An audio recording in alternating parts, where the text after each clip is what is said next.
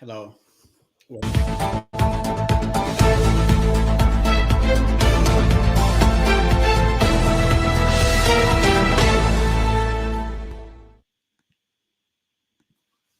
Hello, welcome. This is a special edition of Have Your Say 247.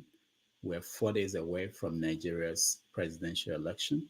And every day until the election day, we give you about 2 hours of a conversation because things are happening so quickly across Nigeria. So we invite you to come and join us so that we talk about the stories of the day for 2 hours at least. And then the next day we do the same thing until Saturday when we are going to be live until we know who is the winner, who is the new president of Nigeria. So I welcome all of you to join me today as we'll begin the daily look at what's going on in Nigeria. We're going to follow this election from the beginning to the end. We're going to talk to people at home, journalists, reporters, analysts, everybody. And we want you to be part of this conversation. Are we talking about a guy on his own, or is he getting support from somewhere? There is no way you will disconnect the wide-ranging network of this Biafra movement across the world. It is there. But one thing that surprises us is the fact that he is living in a self-acclaimed democratic country, a democratic model, Finland, and the country that Nigeria have a very strong strategic relationship with them. And this man is threatening to disrupt a democratic process in the coming election that is happening in just 7 days from today. He insisted that he will ensure that his activists are armed and they will go to the street, fight, destroy, and stop every other person from going to exercise their freedom of expression and voting. And this is the most democratic practice we have in Nigeria. In fact, Nigeria is one of the model of Western-style democracy. And this man is living in a Western country, disrupting a Western-style democracy in Nigeria, and the Finnish authority did not do it. Why do you think that is, Adam? Why do you think Finnish authorities have done nothing about this guy, Simon Ekpa, who's essentially trying to run a separatist movement from his home in Finland to affect Nigeria just ahead of your presidential elections? Why is Finland doing nothing? To be very frankly with you, personally, this is my personal view, and I think Western relationship with Nigeria has always been double standard. There has always been double standard. It appears that if you are watching, you are going to have the opportunity to listen to how I was responding to a journalist, to a foreign journalist. You're going to have the privilege to watch it this evening. Simon, thanks so much for your time. Thank you. So much is riding on this election, especially for young people in Nigeria. They're desperate to change, is my view. Why are you so determined to undermine democracy? I think undermining democracy is not the right word. Rather, promoting democracy. You give the people a choice. And the choice of the Biafra people is a referendum. It is also a democratic process. So that is not undermining a democracy. More accepted democratic process is when you give the people choice to decide their fate. But they have a choice. This is an election which will be following democratic laws. In Nigeria, Biafran people do not have a choice. And that is a historical problem created by the British. People, personalities castigating Peter Obi for contesting election. Is it not you, Igbos, that have been saying that you have been marginalized since after the war? Opportunity have come today and you're still complaining. What do you want?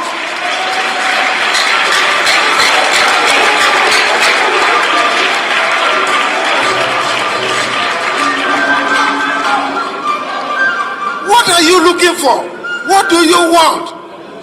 The whole country, north, south, east, and west, are saying that Peter will be.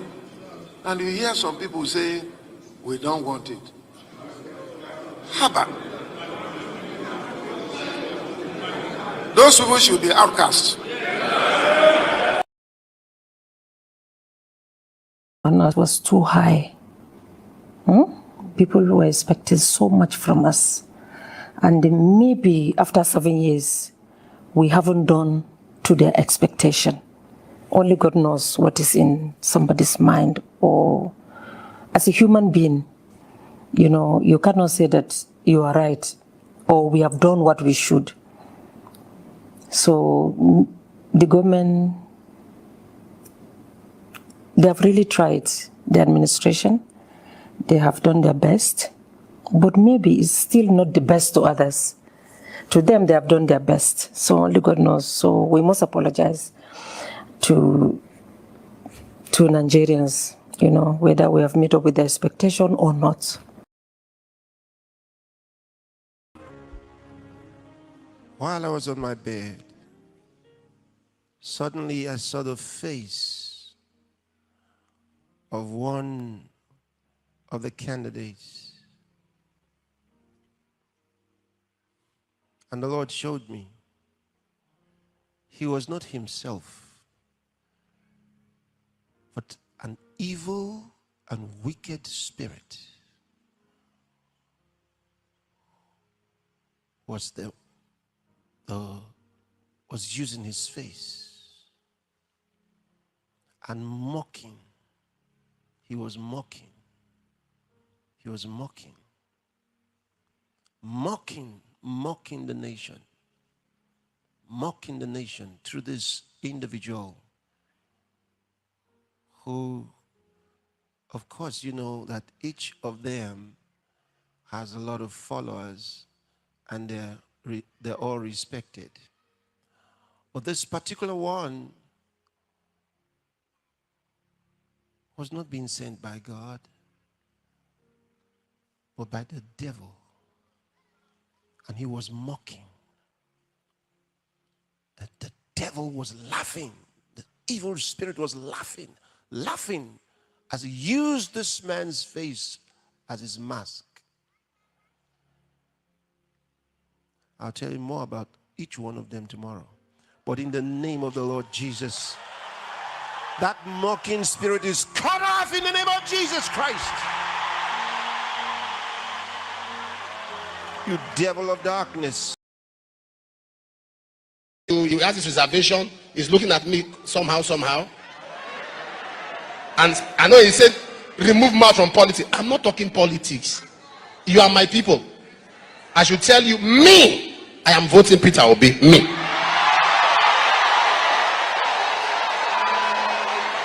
My wife, Peter Obi. My pastors, Peter Obi.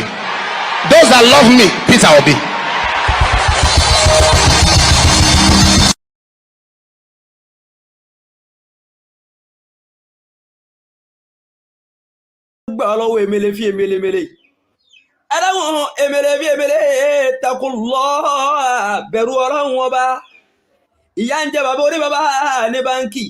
ìyá ń jẹ̀yẹ oníyà ní báńkì ọ̀tọ̀ ní kápá lówó lọ kéèsì ọ̀tọ̀ nu ò lówó lọ kí kò sí tó fẹ́ gbà báńkì àmọ́ lówó lọ àrówó gbà ìwé emele yìí o tún wá ní bébà tẹ́bí print owó tán ìwọ sì lówó lé emele bẹ̀rù ọlọ́run ọba èmi ò mọ̀kọ rẹ̀ pè ní omi tó bá rí òmọ̀kọ rẹ̀ pè ní ọlọ́run jọ̀ọ́ dà fún ọ mo ti gbà náà gbà bẹ́ẹ̀ náà bó bá yẹ pé bá àti máa pè ní náà ìwà rẹ̀ náà lọ́fà ọ yẹ pé o bá dá ọ bá wùwà tó dáa tó release owó á.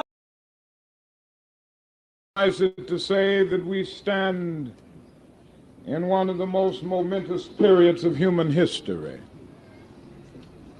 And in these days of emotional tension, when the problems of the world are gigantic in extent and chaotic in detail, all men of goodwill must make the right decisions.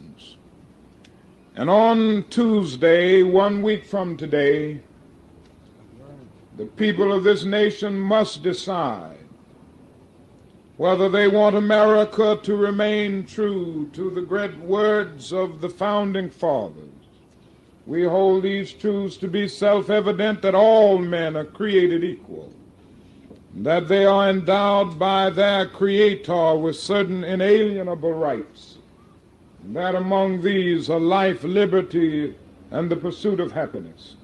We must decide whether those words will be firmly etched into the structure of our nation, or whether we will allow our nation to be relegated to a second-rate power in the world with no moral voice.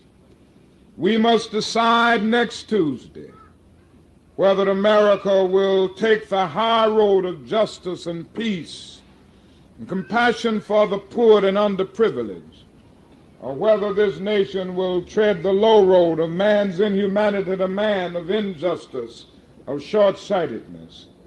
And each of us has a moral responsibility, if we are of voting age and if we are registered, to participate in that decision. I come here to urge every person under the sound of my voice to go to the polls on the 3rd of November and vote your convictions.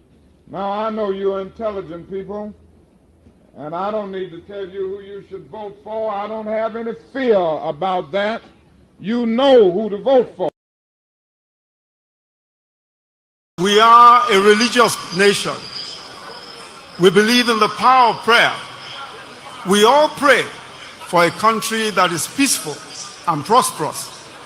But God allows us, by our voting, to show him whether we mean the prayers we pray or not. You cannot wish this country well and vote for someone you do not believe in. You cannot. Completely and totally, unapologetically, frankly obedient. Totally. Completely and totally. Without any apology whatsoever to anybody. So anybody is at liberty to hold any views he wants to hold. But I say, as for me and my household, political household, personal household, extended household, we are completely and totally obedient.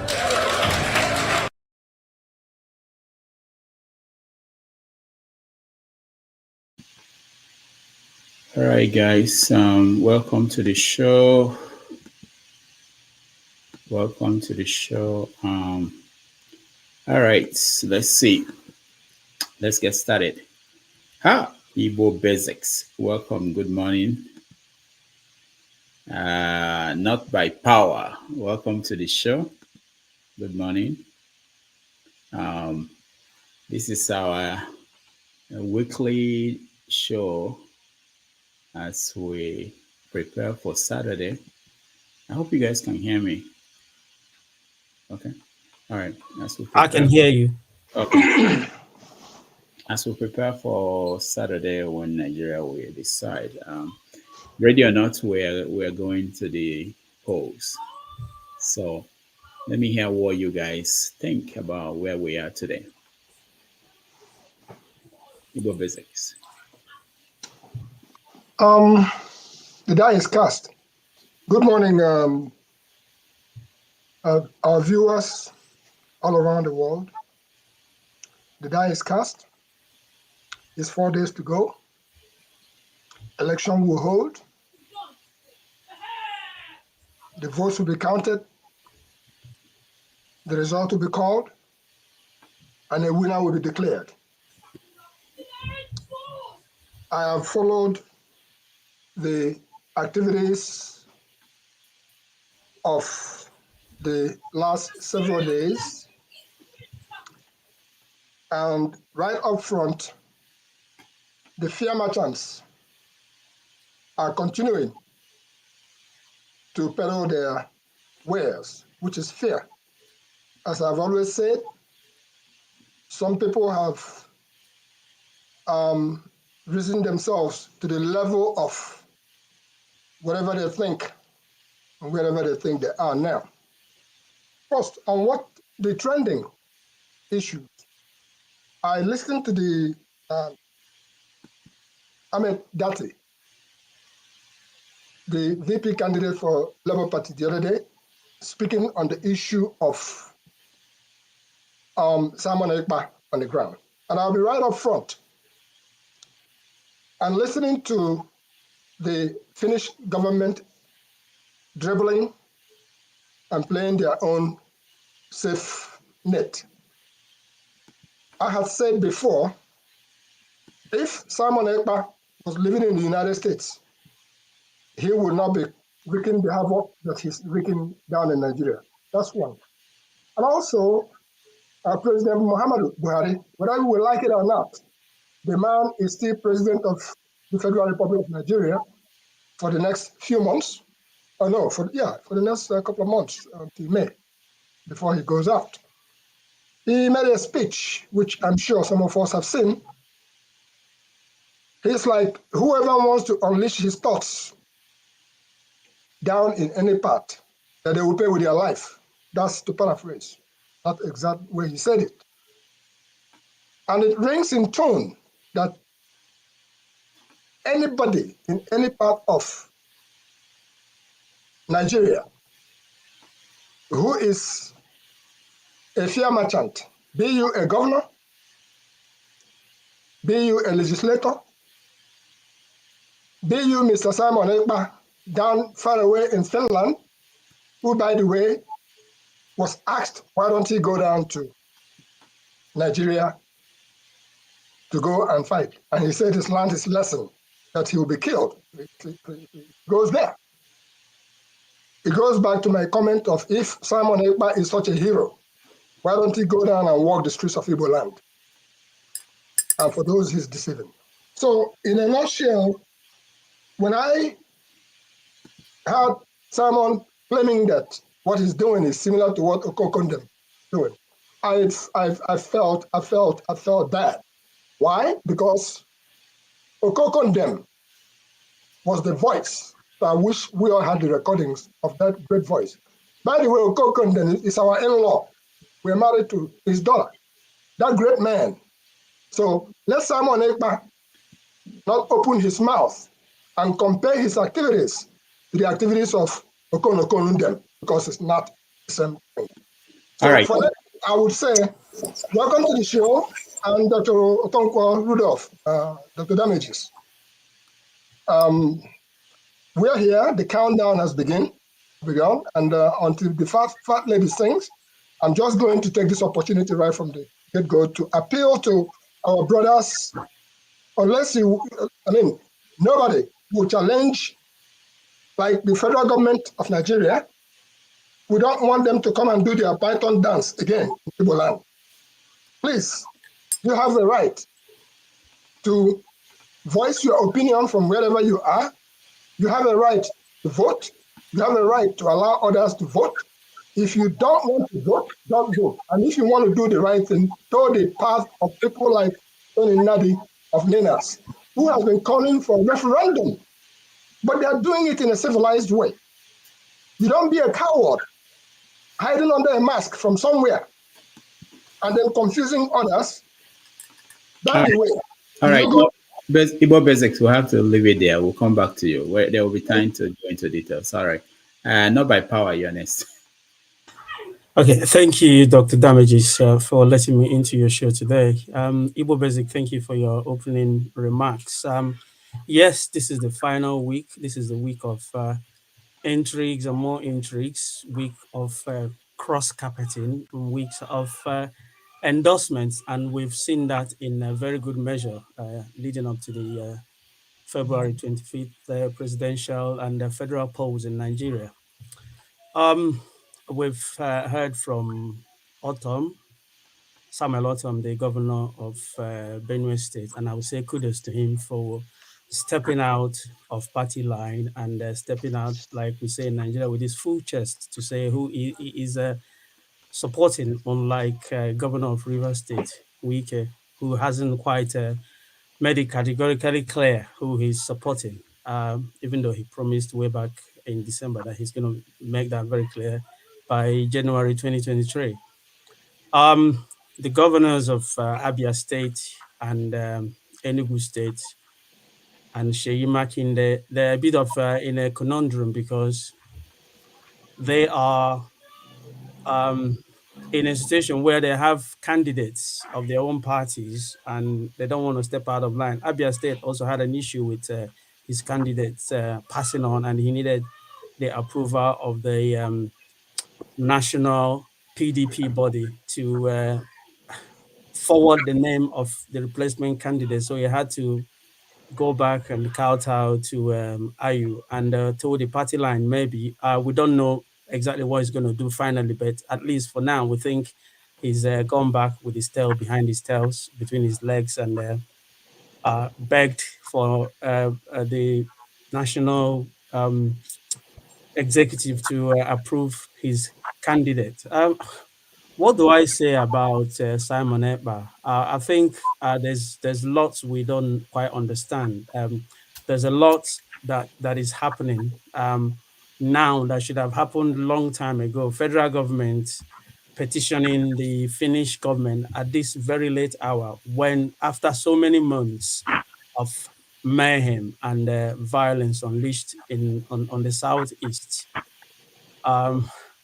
I would say first, there's a failure of the federal government to protect life and property in the southeast, and they have not acted early enough on the diplomatic front to rein in Simon Ekpa that have broadcasted for months and months.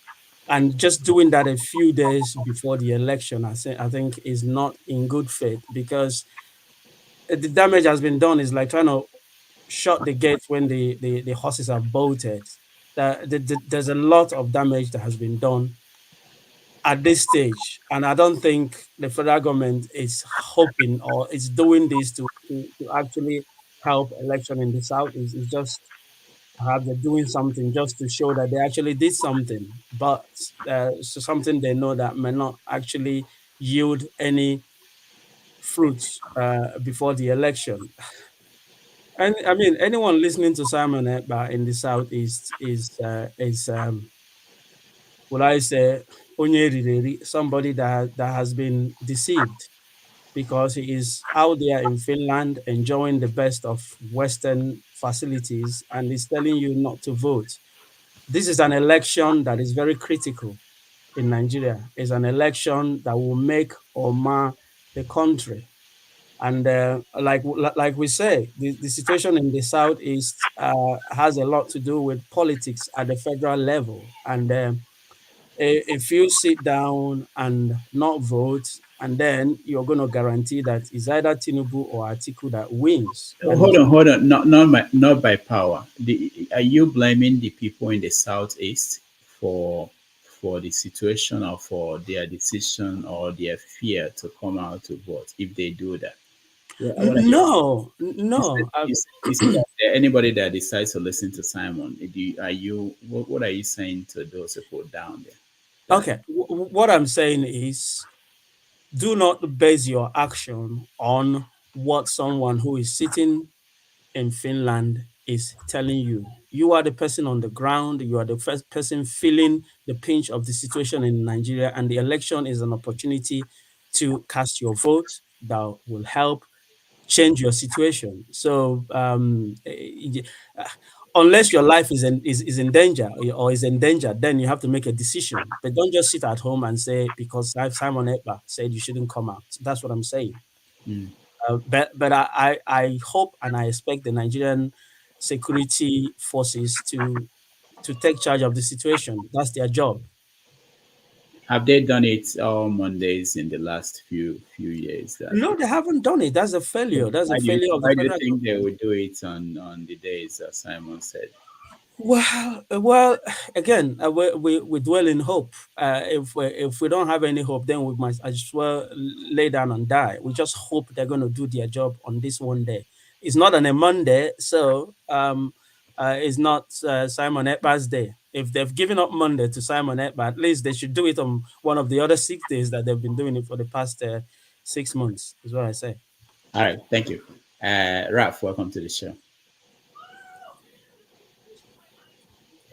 Thank you. How are you doing today? Yeah, good. We're good. So we are 4 days away from the election, and we want to know what is your perspective on what's going on. What? what will be will be. The die has been cast, but it's good to finally see people having growing a liver and finally putting their chest out there and saying, I'm obedient to whoever their candidate is. And yeah, I don't know what was stopping people from saying who they wanted to support all these months. But, I said it a few months ago, like when Khan was protesting in the north, in Sokoto, and they were shouting, you're not protecting Christians and all that. I said, why don't you just come out and endorse whoever you think will protect you? But you were busy protesting. So all these things, it's interesting that it's only 4 days or 5 days to election. People are now having a lever to finally endorse candidates. I mean, you could have been doing this because your followers have been fighting online. Your followers have been doing all manner of nonsense all these days. We saw the pastor how many months ago did that pastor say, may you be like your presidential candidate, and people couldn't say amen in the audience, and we'll see all manner of hypocrisy coming out from us. And at the end of the day, poverty is still one of our biggest enemies. So it's interesting. It's at the end of the day, in the future, people will look back at this current time and they will study us, and will be a study, and historians will use us as an example and be like, man, what was going on with these people? And we might not like to talk about it now, but all this will be why we'll be studied. So yes, there's nothing we can do to change what will happen in the next coming days. However, it's interesting to see a country now acting like we have a foreign ministry. They should have stopped steps that should have been taken when it comes to my former friend in Finland. It's like so many simple things. Former friend. Why do you say former? It's not my enemy, but we still have contacts. We are still in touch, but but I can't call him my friend officially because I don't support what he's doing, and he knows that. But he still knows how to reach me. I know how to reach him. But I'm still surprised by the way Nigeria's government acts like there's no foreign ministry. You don't know how to utilize channels when it comes to diplomacy, and that's another downside of the whole Buhari's administration. Because what are you doing? Who's the foreign minister? What is his job exactly? What's Abike Dabiri's job? What are all these people's jobs? You have somebody there. It's how many days to election? You're now reaching out to Finland. You're now acting like you just realized Simon Ekpa's damage after all this time. You could have caught this thing in the bud from the beginning. You don't let them grow power. I don't know whose phone is ringing, but it's not mine. Yeah, you could have caught his power long time ago. You don't let them grow to become powerful, and then you now give them you now make them have a stage where people now associate them with becoming a martyr, where people now say, oh, you're targeting them. No, you don't make them that powerful, because he shouldn't have been this powerful. I still remember when he put out his first YouTube video, and the people, all of us who knew him, we were laughing. Like, what's he doing? And then it now blew up. So it's not, his followers now. Yes, you can get mad in the comment section. That's fine, but you don't know your person. And if you don't know him, you don't know him. But those of us that know him, Rodolph, you've seen some photos I've shown you. Yes, I'm not going to post it here. Don't bother about that. But you people don't know who you are following. You don't. And if a country with a serious government, people doing their job, Simon would never grow to be half as popular as he is, because all you do is you phone they call the ambassador of Finland, not 5 days to election, not 7 days to election, from day one. Like, this is a nuisance. What is this? What are you allowing to grow? What are you allowing happen in your country? Because if you have somebody from Finland in Nigeria trying to destabilize Finland, And will Finland just keep quiet and say, yeah, Finland fought a war with Russia hundreds of years ago. When Simon hosted me in Finland, 2012, he was the one that took me there and showed me the statue in the city where he lives. He doesn't live in Helsinki, in the small city. They have a statue, they have a monument to the Finnish people that died in that war. So if you have, they have Finnish people who have Russian heritage. So if you have one of them in Nigeria formulating that Russia should come and take Finland, or Nigeria, Finland belongs to Russia, that kind of language, or whichever language, but you're formulating trouble that Finnish government does not support, Finland will not keep quiet. They will not say freedom of speech. They will challenge Nigeria. They will harass Nigeria. They will come with everything against Nigeria. And they will utilize everything legally and in different ways. But Nigeria kept quiet. And then you now wait till the last minute when he has now grown more popular even than Nnamdi Kanu in some channels to some people. So, yeah, but I don't think he can still stop what will happen on the election day because, like I said last time I was here, even rigging can be defeated. We've seen it happen in other countries. There are different ways. You have options. It depends. It's up to the people. If you want to win, you will win. But you have to be willing to do what needs to be done. You need to come out in numbers. That I've forgotten the polling company that you guys mentioned that showed that if there's a large turnout, Obi will win. If there's low turnout, which matches the Buhari's last the last election Buhari won, it fits the narrative. Even Atiku does not need a large turnout to win.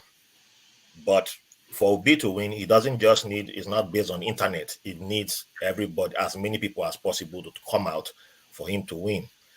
All these things need to be in play. All these things need to happen. And we can say all we want to say online, but on the day of election, many things need to happen for whichever result you want to happen. And you also don't forget, Kwankwaso is also playing his game. He also wants certain things to happen too. So that's where I will end. All right, thank you. Man of Prestige. Yeah, good morning, good afternoon, everybody. Can you hear me? Yeah. Yeah, thank you very much. I was going to speak about Nnamdi Kanu, but at least about two people, Ibu Basic and Rafa has already spoken on that area. So I'm going to speak on my subject later, but I'm not happy today. I'm coming to this platform to call somebody out. Just give me 2 or 3 minutes. Maybe the next one I can narrate what I have to talk about Nigerian space. I'm here because of the so-called one man went to the moon. That guy is nothing but a tribalistic bigot. I hate to say it. Okay, let me say it. I hope he's listening. I wanted you to come on this platform and so I could confront him. The last time I was on his platform was on Saturday. He's one of those people that promote what I call Adeyika. And you know the guy in London, I think his name is Adeyika, the one that was anti-Igbo, they call him supremacy. I mean, he has a disciple. His name is Enigmatic. All he do in that one-man platform was anti-regional, particularly the Igbos. Last night, I was listening. The last time I was on his platform was on Saturday. I never liked the platform, but I went there I always go there every night, just for different opinion. That's why I always go there, but since last Saturday, I've never been there. I hope one man you listen. And I want you to come on this platform and I challenge you. Last night, he has a guy here. His name is Enigmatic. This is nothing different. Enigmatic is like that Adeyika, and it's like what's his name? The kind of name. What's his name? I lost my thought because I'm so upset. You know, let me calm down. The kind of name Kanu was calling the Fulanis. This is the kind of name this guy used and called the Igbos. His name is Enigmatic. He claimed to be a lawyer, and one man supported him all the time. He's a disciple of one man in that channel. Everybody knows it. I mean, when we come to that channel, we're going to spend about 6 hours. That guy is going to talk like about 2 hours. And he gave him the platform. But if you're anybody from any other side, I'm not going to make it an Igbo Yoruba, because in your platform here, there's a lot of Yoruba supporting obedience. It's not about race. And in that platform, there's about 2 Igbos supporting Tinubu, which is good. That's the way it's supposed to be. We're in America. This is a democracy. You're supposed to support who you want. It doesn't matter where you come from. But one man play his game when you talk about something like, for example, I made an example. I was telling them about what happened in Lagos. This was the last straw last Saturday. I never go to his platform anymore. I was saying something about what happened in Lagos. The vice chancellor of OB campaign, the vice governor was saying they were attacking Anambra, and she has the picture and was showing it. So when I brought that subject, one man confronted me, said, "Don't come here bringing something." I said, if Tinubu has gone to Anambra, it should be, applicable. Nobody should attack. You took me off that I'm being ethnic. I said, "What is that I'm being ethnic about?" But he has this guy called enigmatic, perpetuating. There's nothing different but enigmatic than that guy in London, I think Adeyiko or whatever. He's exactly the same thing. He's a bigot, I'm sorry. I don't want to be using that kind of word in your platform. But I want one man to come here today and we talk about it. Because one man is one of the proponents of the people, dividing Nigeria. He has a platform. I don't know what his mission was. He always played it. He don't let you talk. If you are supporting any other candidate, but Asiwaju, you will let other people talk. You let everybody, even people that support Atiku, people that support PDP, APC, you let them talk on this platform. But one man will subjugate your opinion. It will blackball you in that platform. But I always go there just to confront him. So let him come on, let him come to this platform and let's talk. And I tell him the kind of person he is. The problem is that he came on this platform every day. He called everybody here IPOB, IPhobians, calling people on Saturday. I don't know if you saw it. He calling people on the platform. They are smelling. You need to look at his face and take a mirror and look how he look like. And one thing, when you put a lipstick on a pig, he's still gonna be a pig. Take a mirror and look at your face and look how you look before you come to this platform and calling people smelling. You don't even know how you look. Take a mirror again and look at your face. That's all I have to say for now. I'll come back later. Let him come to the platform. All right, because thank he's you. one of the people dividing Nigeria. We need to confront him. Thank you, man of prestige. All right, let me go to Justice. I know you've been trying to come in and out. I don't know what's going on. I know Henry, he came before you. This is the third time he came in. I know what I'm doing, Henry. Sometimes trust me. Justice, go ahead. Yeah, thank you, Dr. Demages. Thank you, everyone. It's so funny, like in this situation we found ourselves, people think they are blaming people, forgetting to blame the cause of the problem. Everybody have his own opinion, I understand that. But why can't you allow people to air their own opinion without cursing them out? Like, why I'm saying this is because Igbo Basic, I've been listening to you as an elderly man all the time. Simon is your problem. But you forgot to talk about the system that produced people like Nnamdi Kanu and Simon. And I see you saying that you have been supporting election under proxy. Like you are helping people, you are mobilizing people under proxy. The same thing Simon is doing to champion his own work as well. We are very wicked that we always want our own to die. You want to have election and you are supporting it under proxy. You can't go down even in Nigeria to go and support it. But you want somebody who also don't want to be part of Nigeria, telling his own people that Nigeria is not favorable to them, and they want him to go and die. This is how wicked we can be. So allow people to express themselves. He lives in a country that respects what is called rule of law and freedom of speech. That your country you want to build. Don't know what is called freedom of speech or know what is called rule of law. That is a dead country that kills whether you commit a crime or not. Haven't you seen what is coming out from Anambra State? How your policemen are being used to kill our young men. Why can't you talk about those ones? Or you go down there and go and hold those policemen accountable. Stop talking about people. Talk about the issues we have on hand. Nigeria is a failed state. Nigeria have destroyed many lives. Why can't Nigeria obey their own law? Why can't Nigeria allow people to express themselves? Anytime you rise up to challenge the system, they kill you. And people that will kill you will be your own people, like this one now you are talking about. We always coming here talking about people when you don't even have single evidence against them. Because they say something, you run with it. That is very, very wrong. That is why, as the black people, we can never ever make progress. If we can tell ourselves the truth, a country for 62 years with how many elections, they can't even be proud of electricity. A country of 62 years, for the past 62 years, you can't even have a good medical care. As old as you are, you supposed to live in abroad? Can't you go to your village? Because you are running, because Nigeria will kill you if you go there. If they don't kill you bad, if they don't kill you, can you allow me to talk? Stop. Because people cannot come here all the time, and what they do is to call out people that are doing their own way of doing things. So if you go to Nigeria now, if police didn't kill you, your health will kill you because there's no medical care. Or accident will kill you because there's no road. Even if you no emergency. And people will come here and talk like people like Simon Ekpa is the problem of Nigeria. Nigeria is a killer. We all know that. Nigeria brings criminal. Even even Jesus Christ cannot save Nigeria. Peter Obi was the governor of Anambra State when people were killing Okozu. Those people have families. Today, this Okozu are still killing people. Don't you see what Gist Lover from Facebook?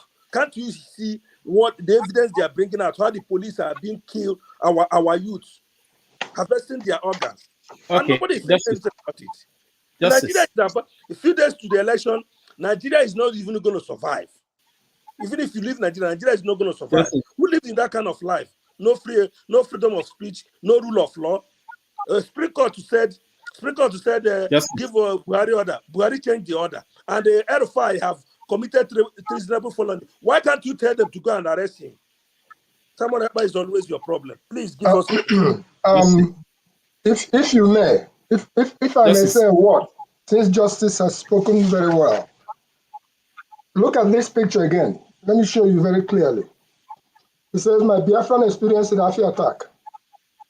What that simply means, I was in the war. And when you see this picture of a cobra, I was faced between the Nigerian soldiers and the snake inside an anthill. I chose the snake. My brother Justice, you have spoken very, very well. And everything you say is very much in line.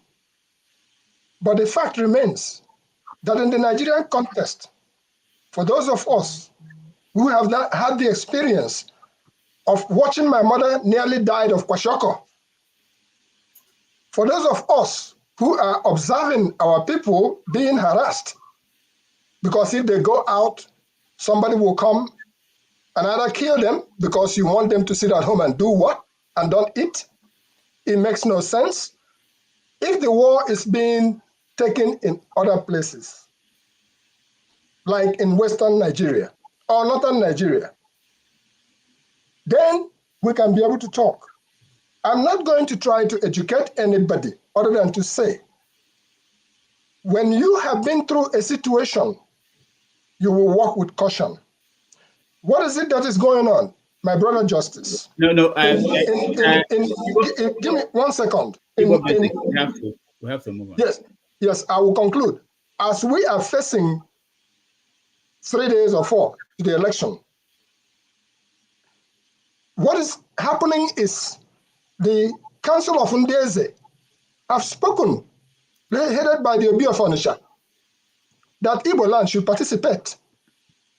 And what is happening is people like Hopus Odimma, hold on. People like Hopus Odimma have imported their Aberos and ready with fake army uniforms to come and cause commotion.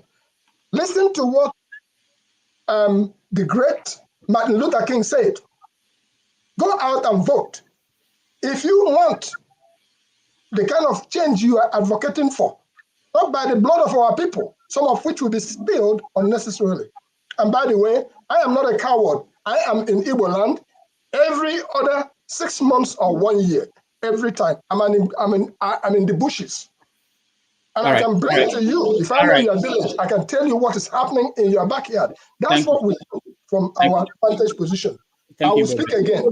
So I'm not going after you speak again. Let's I think I have to break it down this week, today's show, because it looks like we're going to talk about Simon, but Simon is not the subject of this show. I'm talking about endorsements. I'm talking about where we are in the campaign. This is not, I don't want this to be overtaken by Simon and all the other issues. So maybe we can bring a 30-minute period when people can talk about Simon and what they think. Henry, go ahead. Yeah, good evening, everybody. First of all, let me cut this one short. Mr. Rudolph, it's like one man is like VIP to you. When you come your platform, you control your platform sometimes. But anyway, it's okay. It's your platform. I'm a Bini man, pure Bini. I'm proud of it. I'm proud to be a Bini, but I'm in Nigeria. I support Peter Obi 1,000%. Because people from the East, they are talking about marginalized from Nigeria. They are not respecting the East. I'm ashamed. I'm ashamed. I'll repeat again, I'm ashamed 3 times. Some of these local, let me use these words. I don't use the word fully. K, with me C. Some of these C people living in Western country, calling for sit at home, don't go, no election. When you are in the Western country, why don't move your A to East and practice sit at home? You are living in America. Why you don't practice sit at home? They are killing your people, not Nigerians. They are killing your own people. I'm a Bini. I support 100% Peter Obi because majority of Nigerians youths need Peter Obi. Why not change this your mentality? This your hate of yourself. You hate yourselves. You don't love yourselves. It's hate. If you love yourselves, you will not accept somebody to kill your own people. Sit at home with force. Is it by force to sit at home? I love myself. I hate seeing people killing other people. I'm a pure Bini. When we stand fully. We stand for Obasaki to come in. Forget about the cabals. We overcome it. Why not change this your mentality? Support will be 100%, full 100%, to see if things will be changed. But you are sitting at home. In that country, staying in prison now. Who's going to release him? Is it by killing your own people, forcing your people to sit at home? You are sitting in America, having the guts to call out people. It's a coward. You cannot go home. What about you, young man? The man go home every 6 months. What about you, young man? Laying on your couch there in America, your comfort zone. I'm ashamed of you people, some of you. Yesterday, in another platform, I was there. Somebody was making a comment about Governor Otton and those Peter Obi. That is a man. That is a real man. Wike is a coward. Sorry to use that language. A real man will speak. Even call out, challenge your so-called elders from the East who are benefiting from all this crisis in the East, who are benefiting from this downfall for the East. He call on them, challenge them. They should come out now to support Peter Obi. How many of your so-called elders, your so-called coward elders, can come out and boldly say, support Peter Obi, their own blood? But both of you hate him. Why? Because self-hate. Change your self-hate. If you don't change it, your East will still remain the same 20 years time. This is the time now to change things from the East. So let me go on. Let me keep that on side. Peter Obi, whether you people like it or not, there must be election in the East. If you people misbehave, people will collect woto. If the Lagos criminals from this terrible talk misbehave, they will collect woto.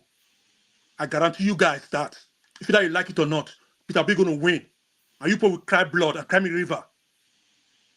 We need a better country. We need Martin Luther King. You didn't watch the video of Martin Luther King? You should come out and vote for the real change. Not you standing like a coward in the West, in America, making noise there. I've been in New York. I've been everywhere in America.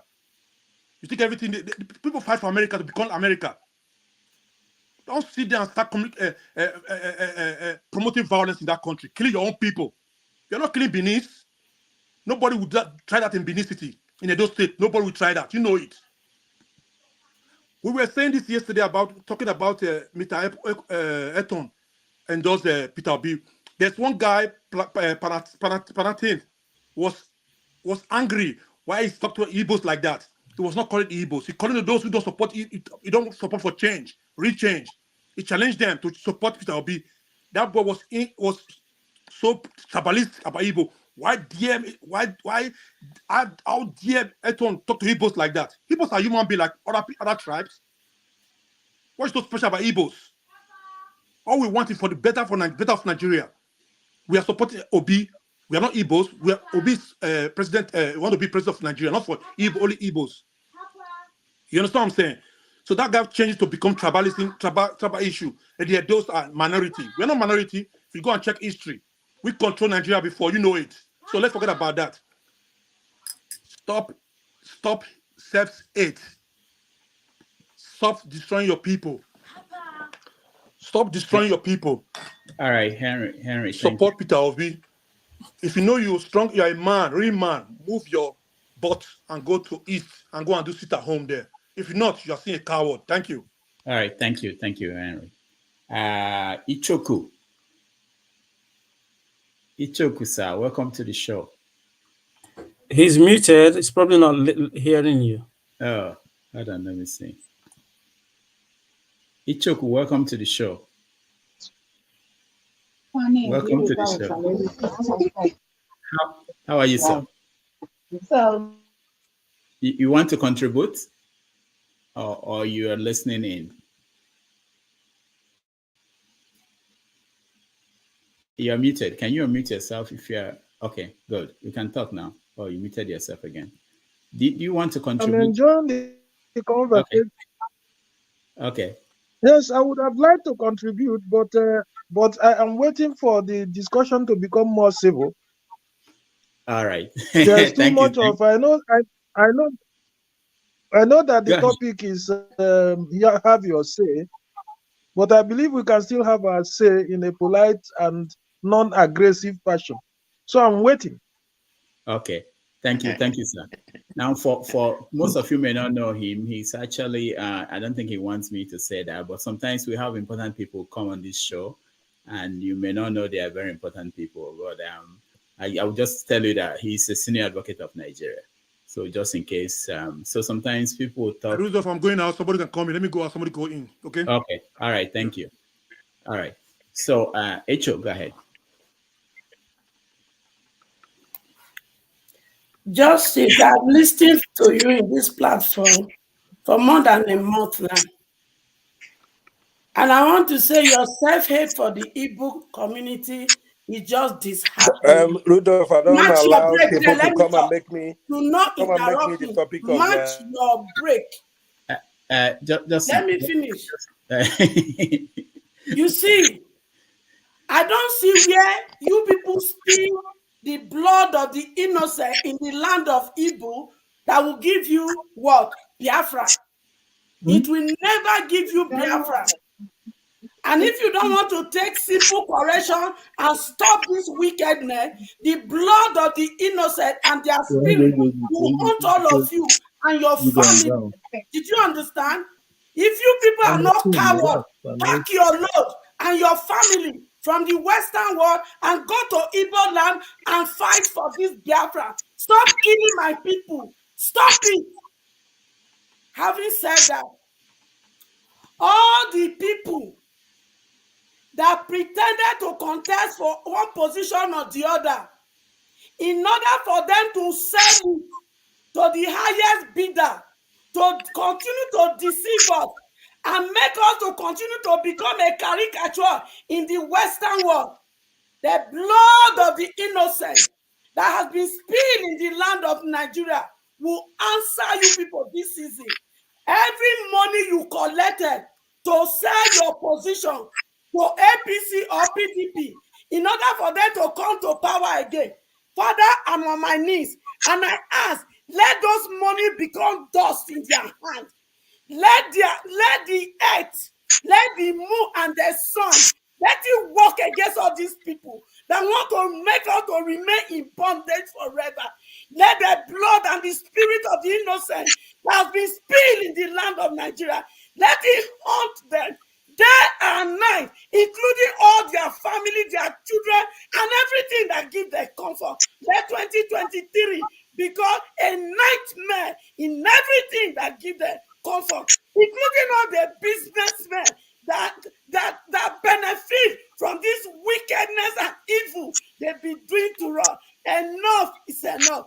Arise in your anger and wrath and visit Nigeria and slay all these wicked people, that your name may be reign in that land once and for all. In Jesus' name, amen. That is my contribution for now.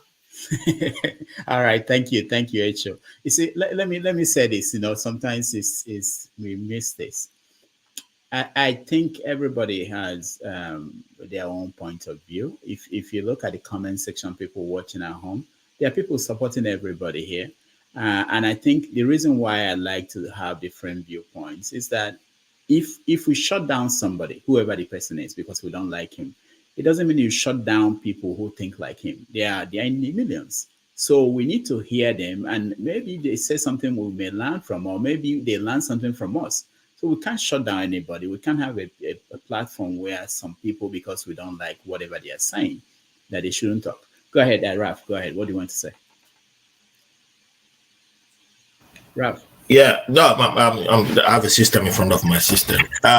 Yes, quick thing. Our brother Justice is insulting people in the chats and trying to interrupt, insulting people. What chat? The private chat. So you might tell him to calm down. Yeah, he can give his opinion, but he doesn't. He's insulting everybody, throwing shots at everybody. Okay. So people have bad mouths too. We can insult too. We are not interested in throwing bullets at him.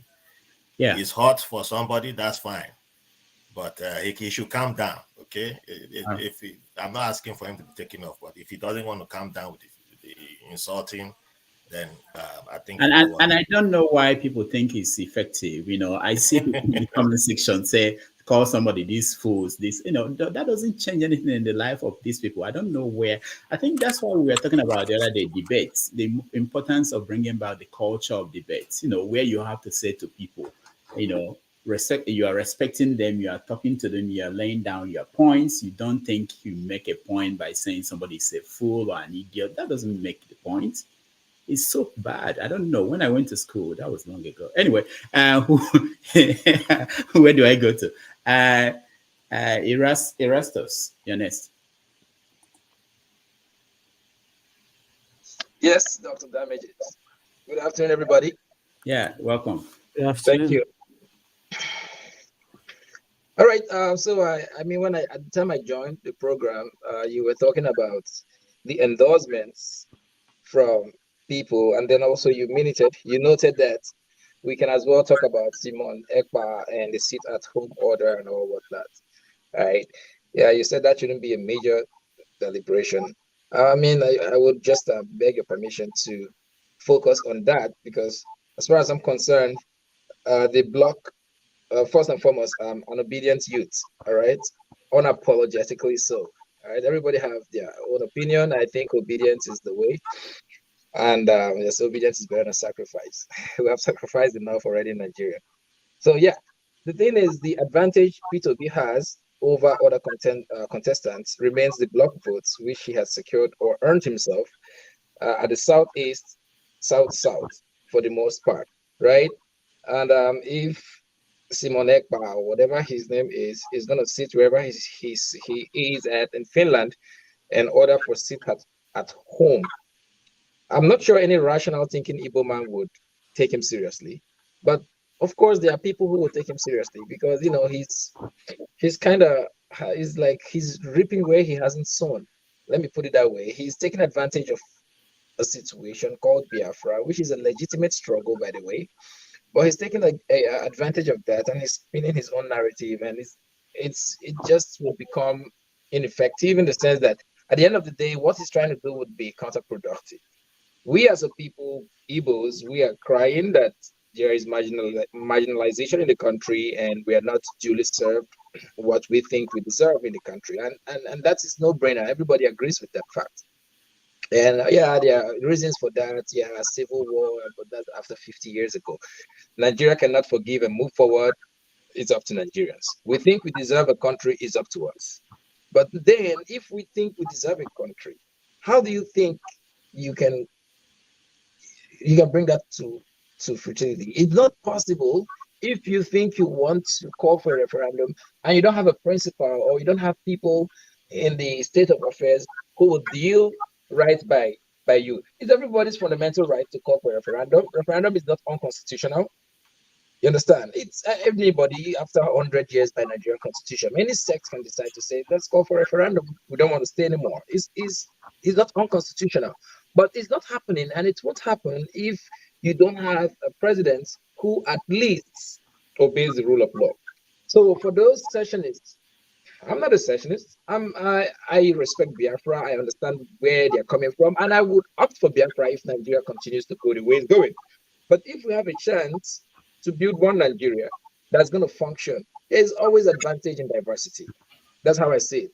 So for Simon Ekpa to be calling for seats at home, it's counterproductive. What is it trying to solve? To continue the marginalization? Because if somebody like Tinubu enters there, knowing that Igbos gave him no votes, 0 votes, or somebody like Atiku, knowing that Obi had come and damaged him so badly, these guys won't listen to the plights of the Igbo, and it will become the same system. So if he is a secessionist, okay, fine. You still need Obi. You still need somebody who follows the rule of law. All right. You still need an Obi there in Asoro. So if he's calling for sit at home to break down the stronghold Obi has, which is Southeast, what is he doing in essence? He would end up, Obi would lose, and the system would continue just that same way. So I'm not sure what is his problem, but I hope that Nigerians who are thinking straight would not take him seriously. And I hope the federal government would take legitimate action, because he's inciting violence, in the sense that the serious Nigerians who would not take him seriously would go about their business and they will start inflicting harm and even death upon these citizens. So Nigerian government should write to Finland. They should communicate how they have to and straighten him up. What he's doing, I don't support it. I'm an Igbo man. I don't see any reason in it. And I'm sure that there are a lot of us who don't see reasons with what he's doing. And if I happen to be in the East, I would come out to go about my business. Listen to Ekpa, or even in Nnamdi Kanu. Anybody who calls for sit at home right now does not have common sense.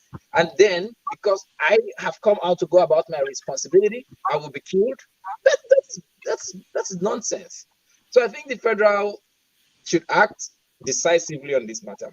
Just like they are looking at insecurities in Lagos and all these places, they should also put this into consideration if Buhari wants a free and fair election. Because if the election is called and there is no election in the most part of Southeasterners will feel disenfranchised. And you can't say, oh, they caused it. Is it not Simon Ekpa that said they should sit at home? It's the responsibility of the federal government to protect life and properties. So I think the federal government should weigh in this matter as well and put Simon Ekpa in his position. Because at the end of the day, we want a holistic Nigeria that works. All right. Thank you. Ichoku, let me see. Are you ready to I think we are calm now. Are you ready to contribute? Unmute yourself. You're muted. Is it me? No, not you. No, not you, Rachel. Okay. Yeah. Am I on? Yeah, you're on. Yeah. Okay. Yes, sorry, Dr. Damage. I'm a little bit. Go ahead. Do I go on? Yeah, go ahead. Yeah. Yes, I'm a little bit uncomfortable. I'm a little bit uncomfortable when we focus very serious conversations around individuals like Simon Ekpa.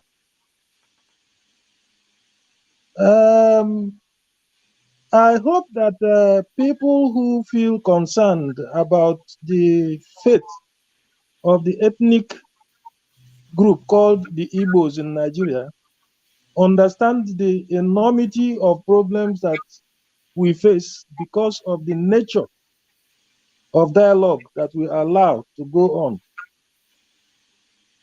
Totally unhelpful dialogue. And the people who are making this so annoying to elders like me are those who are sitting far away from the madding crowd. like Simon Ekpa, and some of the people that I find on this platform. They make incendiary comments. They are far from harm's way. They do not understand what life in Nigeria is at the moment. They do not wonder what would happen to any individual should other tribes in Nigeria choose to play the kind of politics that the Igbos play. On one occasion, the Northerners said, well, they've had enough of this. They too want their state for themselves and that we should get out of Northern Nigeria. Are we prepared to get out of Northern Nigeria? Are we really prepared to get out? I do not know how many of the faces I'm seeing here were available during the Biafra war. I was there, I fought that war. I really wonder whether those who witnessed that war appreciated the claustrophobia that engulfed us in that war. How the space of Biafra was so small that it could not accommodate all of us. When we developed the credo that he who will know fast, na him loves, as a national ethic, it's always good to idealize and idolize the past.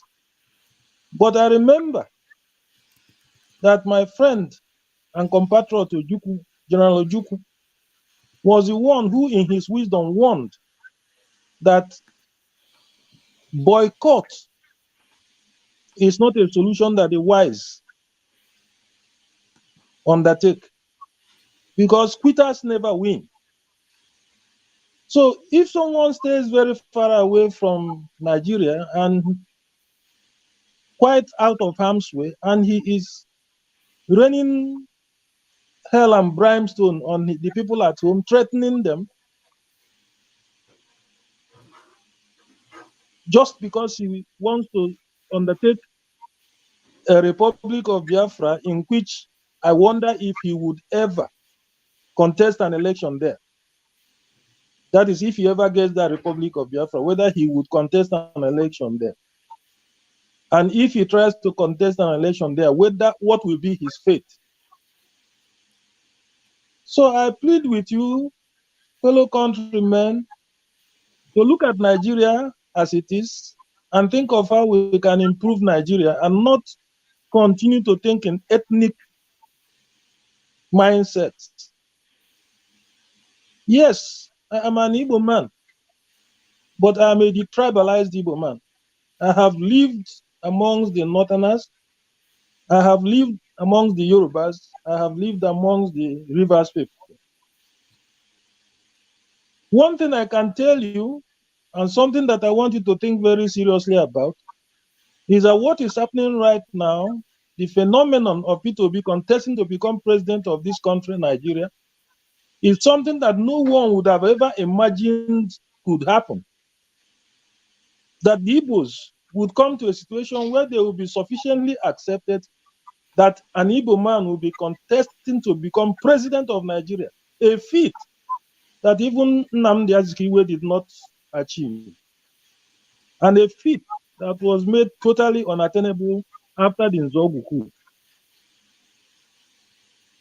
So these are the few things I want to drop, in addition to what I had said originally, that it will be to my eternal pleasure if this conversation, this facility which Dr. Damages had so benevolently made available to us, would be used to our maximum advantage. And that can only happen if we discuss in a civil tone. I know that debate was not very well taught in secondary schools. That is the reason why whenever we meet in public speech like this, it's as if it is a war of words. But we are living in a different world now. Some of us have seen civilization. So can we please adopt the policy that I will disagree with what you say, but I'll defend with the last drop of my blood your right to have your say. Dr. Damages has given us an invaluable facility to have our say. It is left to us to ensure that we do not abuse it. Thank you very much. Thank you, sir. I don't have to say anything anymore because he said it all. Thank you so much. And this is, let me just say this. Sometimes after the show, I hear from people, and some people you'll be surprised at watching what all of us are doing here, all of us are saying here. And I've said it to everybody here that this is a permanent record. 20 years from now, somebody can pick up what you said on this video when you think it's your turn to become the president of Nigeria, and they play it for you. And at that time, you may not be kind the way we are kind today to these contestants. These contestants today are getting away with a lot of things, but in 15 years' time, don't think it's going to be the same. We might just be like all the other places where we now live, and they will hold you to account. So you should be careful. All right, Obi, go ahead. Not with you. Yeah, you're Obi. I wish I would have allowed to speak in Igbo, but I'll try. Most of the things I'll say it in English, but I try to keep one or two things in Igbo and I try to interpret it. Okay. First of all, Rudolph, I know you must have forgotten my face. We met in Maryland. That was about 4 or 5 years ago when you came for a wedding in Laurie. But that's by the way. Okay. And I always appreciate your effort because I know that this should be after 12. I'm free today, and in my heart, I said, wow, I'm at home, relaxing on my bed, resting. This man is already making a program. He has something to do, and he's sacrificing his time to come online to talk about Nigeria. So relaxing on my comfort bed is not enough. So let me chip in. This is the first time I'm chipping in on your life. So for me, my brother, we all live in the Western world. I must appreciate your effort. It's a sacrifice. Unless those that do not, for somebody to give you your time in America is money. So Rudolph, I gave it to you. You are doing an awesome work, which some of us cannot do. Thank you. On this platform, the only thing I wanted to say, or before I continue, I want to apologize to Maazị Igbo basis. I believe that he was thoroughly insulted and humiliated. I don't want to emphasize this issue. That man reminds me of my late dad. I'm seeing him for the first time. And when he said something about that book, the Python, I didn't witness the Civil War. I'm the last in my home. In fact, my dad would tell me if all my siblings were alive, probably they wouldn't have another baby that's not the last. So I was born we are born after the Civil War. We are hearing and reading the war. My parents lost 4 siblings in Nigerian Civil War. So the Biafra, the way we are going about it, even though that Nigerian government has some certain area to be blamed, but it's like we are fighting it in a wrong way. And I would take that to explain myself. Maazị Nnamdi has made a huge sacrifice, which any reasonable Igbo man should forever remain grateful to what he has done. He's a young man like all of us. He has forgotten everything. And what he's fighting is why, in fact, if what he's fighting for, we do not agree, we won't be talking about Maazị Nnamdi Kanu. When you talk about sit at home, why we obey the sit at home and why people stood with him, Igbos globally, everybody, we did the march in Washington. We believe that he's speaking the mind of Igbos, just like when some people believe that Trump was speaking the mind of America. We believe that the young man was actually speaking what some of us cannot boldly come out to speak, either because of the nature of what we do, or because we are not confident enough to come out to speak our mind the way he was saying it. But in every struggle, there's what is called strategies. And that strategy comes with time and season. You cannot start harvesting maize when people are planting rice. We are all, see, what we are talking about, whether we are talking about one Nigeria, you're talking about Biafra, everything everybody is talking about, a better Nigeria that all of us who are here on political and economic exile, that we will all return home. And for the betterment of our children, that's why we all gather. Now, if Mazi Nnamdi is being detained and somebody has already taken it upon his, can you hear me? Yeah, we can hear you. Go ahead.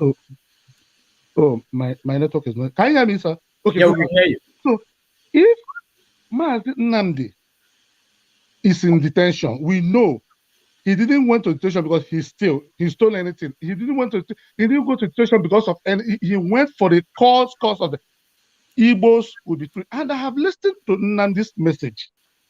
Nnamdi didn't. If you, for those of you supporting Nnamdi, which I'm a supporter of Nnamdi Kanu. I supported him when he started. Listen to his early messages. This man gave Nigeria option.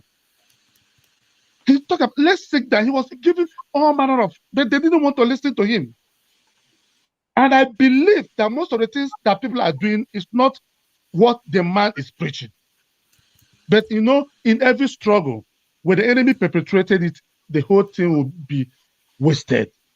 But having said that, the man is being in captive. All of us is still in captive because it's our brother. But coming to the election, the question I asked everybody, let's forget about the Nigerian election. For those who say sit at home, my question is that when you sit at home, Nigeria is a banana republic. We all say, okay, let's obey what's his name? Simon. Okay, let's all go sit at. We all sit at home. I can guarantee you that Nigeria election will come and go, and the contract, since all of us are still Nigeria there, they will still elect a president, and some of our brothers will be the senators. Some of our brothers will equally go to Abuja for the swearing in. In other words, nothing has changed. We will become the biggest loser. I believe that in the comment of Nasir El-Rufai, which at that YouTube, I saved it in my archive, Mr. El-Rufai has made a confession that after the election, a lot of us in diaspora will still visit that statement. He said the data, the number in the South doesn't matter. That we got the population, we know how to win the election. He's categorically telling us that the power rests in the North. And that has been the bedrock of saying we need a confederation. We need to sit down and talk about this one Nigeria. We need to talk about the population. El-Rufai opened up a conversation that we don't want to talk about it. Let's finish the election. We will visit those comments. Those comments is very key. And the authorities, they know. Now, having said that, I have a lot of thoughts in my head, but I'm trying to cap it. Having said that, you will discover that there's no way we will go ahead, start making any kind of confederation. There's a lot of reform that has been placed. Jonathan did some, it was not implemented. Now, for the first time, personally, let me say it, and I'm happy it's on record. I don't know who is P2B in person. I have never seen P2B in person. I have never worked for Nigerian government. I have never done anything for Nigeria. But when I see the truth, and when I see a man with a conscience, when I see a man who has nothing at stake, I know. I have listened to Atiku. I have listened to Bola Tinubu. But when I see a man who whenever he wants to address people, he will tell you, please, put on your phone. Record what I want to say. That person is not a foolish person. He knew that all of us will forget. The internet will never forget. Technology will never forget. And this man has said, when I go there, I will do this, I will do that. Now, For all of us, Igbo here, there's one guy had left. I don't know his name. He's from Edo. That man has already made us to think about ourselves. He said, I'm from Edo, but I'm with Peter Obi. That is Edo man. In the United States where we all stay, or where we live, people from Ghana, people from all over the world, you know what they tell me? Please, we know you're in America, you're not going to vote. Talk to your people. That man is going to redefine Africa. People who are not Nigerian are so interested about the Nigerian election. Nigerian election this election is going to be like the United States election. The whole world is interested to know because Nigeria is on a blinking light. Now, when we have somebody like Peter Obi, have we asked ourselves, why is all Nigerians coming together saying, we want this man, let's give him a chance? This is a country we believe that nobody wants an Igbo man. Nobody trusts an Igbo, not even want. Now, they said we see a pathway. Now, I believe that if Peter Obi have the opportunity of being the president, he cannot start thinking, oh, if I'm the president now, I'm going to release Nnamdi, I'm going to do this, I'm going to do that. But he said, when we go back, we will sit down, we will talk as brothers. And we will discuss the way we will sit around the table.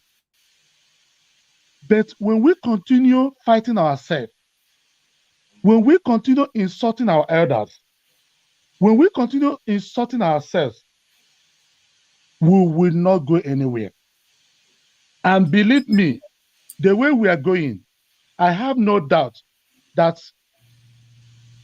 the bulk voters that we are expecting from the Southeast, the Northerners we don't trust. The Westerners will give Peter Obi the president.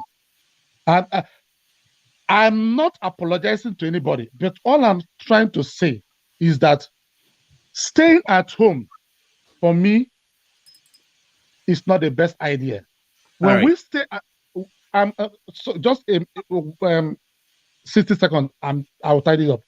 When we sit at home, in other words, subconsciously we have mortgaged ourselves to the agreement of Nigeria, and we have played to the hand of the enemy. Let's play with caution. Thank you. All right. Thank you so much, Obi. Experience, welcome to the show. Can you hear me? We can unmute yourself, Experience.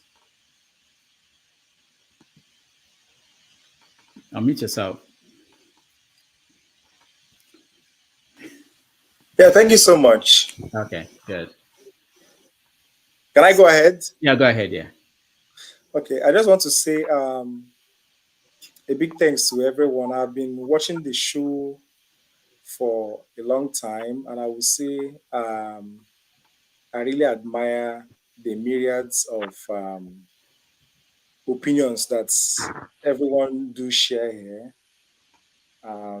I might have a different opinion, but one of the things I promise myself not to do is not to insult anyone by using invectives, vituperations against anyone that have made that their time to share their feelings. For me, I'm an Igbo man. I'm a proud Igbo man. But one of the things I just wanted to talk about is that why is it that majority of us, especially we the Igbos, we are not really talking about the continued incarceration of Mazi Nnamdi Kanu? Because to a greater extent, I feel like it is very, very shameful that we have a man who decided to bring this Igbo nationalism, a man that has decided to take us back to really remember who we are, a man that has sacrificed a lot just to make us to step out of obscurity and continued marginalization. We are aware of how the federal government of Nigeria has continued to defy the court orders, a constitutional order, the laws of the land, and this same country continues to detain that man. And people are not really talking about it. So why should we take such a nation very, very serious? Why are we not really talking about it? Because this is injustice. And for me, I believe in Biafra. I believe in it. I believe that that's a solution, because this multicultural nation that has been given to us is not really working for us. Because one of the ways you can really find out that a nation cannot really work is during this electoral process, people trying to bring in tribal sentiments, the betting of tribal jingoists. It is something that is not really good. Even if P2B should become the president of Nigeria, these tribal sentiments will continue to deter him. It will really deter the environmental or the secular state of the country. So for me, I believe we Igbo should, the same energy that we are giving to P2B, we should also speak about Nnamdi Kanu, because for me, I believe he's the greatest Igbo man that we have ever had. He has really opened our eyes. He has made us to see things that we have not really seen. Many of us are so scared to speak about many injustices. But Nnamdi Kanu has really opened our eyes. He's an encyclopedia of knowledge. And these are the kind of men we need in Africa. So, but another thing I just want to add to my submission is I will beg Madam H.O. and our brother, I beg, we could take them easy, I beg. Just pipe low. You can still share your ideas without pouring love on anyone. Just respect each other's opinion. Thank you so much. All right, thank you, Experience. Similarly, you're next. Hello, Dr. Damages. Nice to see you again. Nice to see you too. Unfortunately, I wasn't able to talk to Mr. Ashowere. I've been targeting to speak to him one-on-one, but every time I come around, he's far away to reach. Hopefully, if he doesn't win this time, he will come to try again, and possibly I will be able to speak my mind to him one-to-one. So hello, everyone else. Lovely to have you around.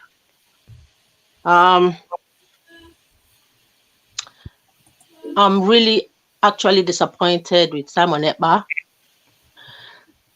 For me, about 4 years ago, I was never interested in Nigerian politics. Anything politics around me, I closed my mind towards, because I felt it wasn't for me. Although in life, we live as politicians in different areas of our denominations. But after hearing Nnamdi Kanu, he was the voice that attracted me to politics. So I give him kudos, whether he got it right or not, for anyone, but for me, he did a great job. He's not perfect, but at least he was able to sensitize I myself to begin to want to contribute my voice towards the betterment of Nigerian politics, whether I take part in serving Nigerians or in contributing with my voice and ideas, impacting whoever that is going to sit in that position to serve us Nigerians. But after what happened to Nnamdi Kanu, the way Simon began to fill the shoes of Nnamdi made me to start withdrawing from how detrimental it is to face the Nigerian government chasing Biafra in such a way. I believe if you want to make a change, you need to be in the place where the change is going to happen, so you can be a voice to contribute, not by staying afar and controlling people, either emotionally or by your voice, he's not going to make any change. Now we have someone, we've been saying, okay, we've been marginalized. Although other tribes in Nigeria are marginalized as well, maybe they are not as loud as the Igbos, I would say. And people are entitled to their own opinions and how they cry out when they are in pain. But obviously, maybe it's pinching us the more, or maybe we are the ones with the loudest voices. Doesn't mean that we are the most marginalized in Nigeria, I believe. And now Obi is there, that is supposed to be an Igbo man that we need to support. I can't believe that anyone in their positive mind that is an Igbo blood be somewhere calling for violence, asking people not to come out to cast a vote. You want to be part of Nigeria, you need to be amongst where the changes are going to happen so that you have your own person there speaking for you, not from afar.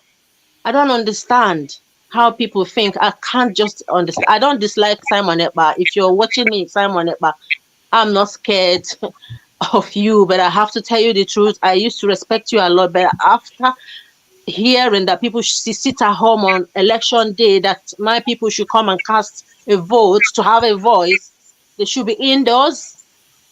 I don't care what anyone says. I believe it's not good for the Ndibos, and we should, after this election, people, whoever that sat at home, never you ever come to say you are marginalized. Please don't say that, because you're shooting yourself on the foot.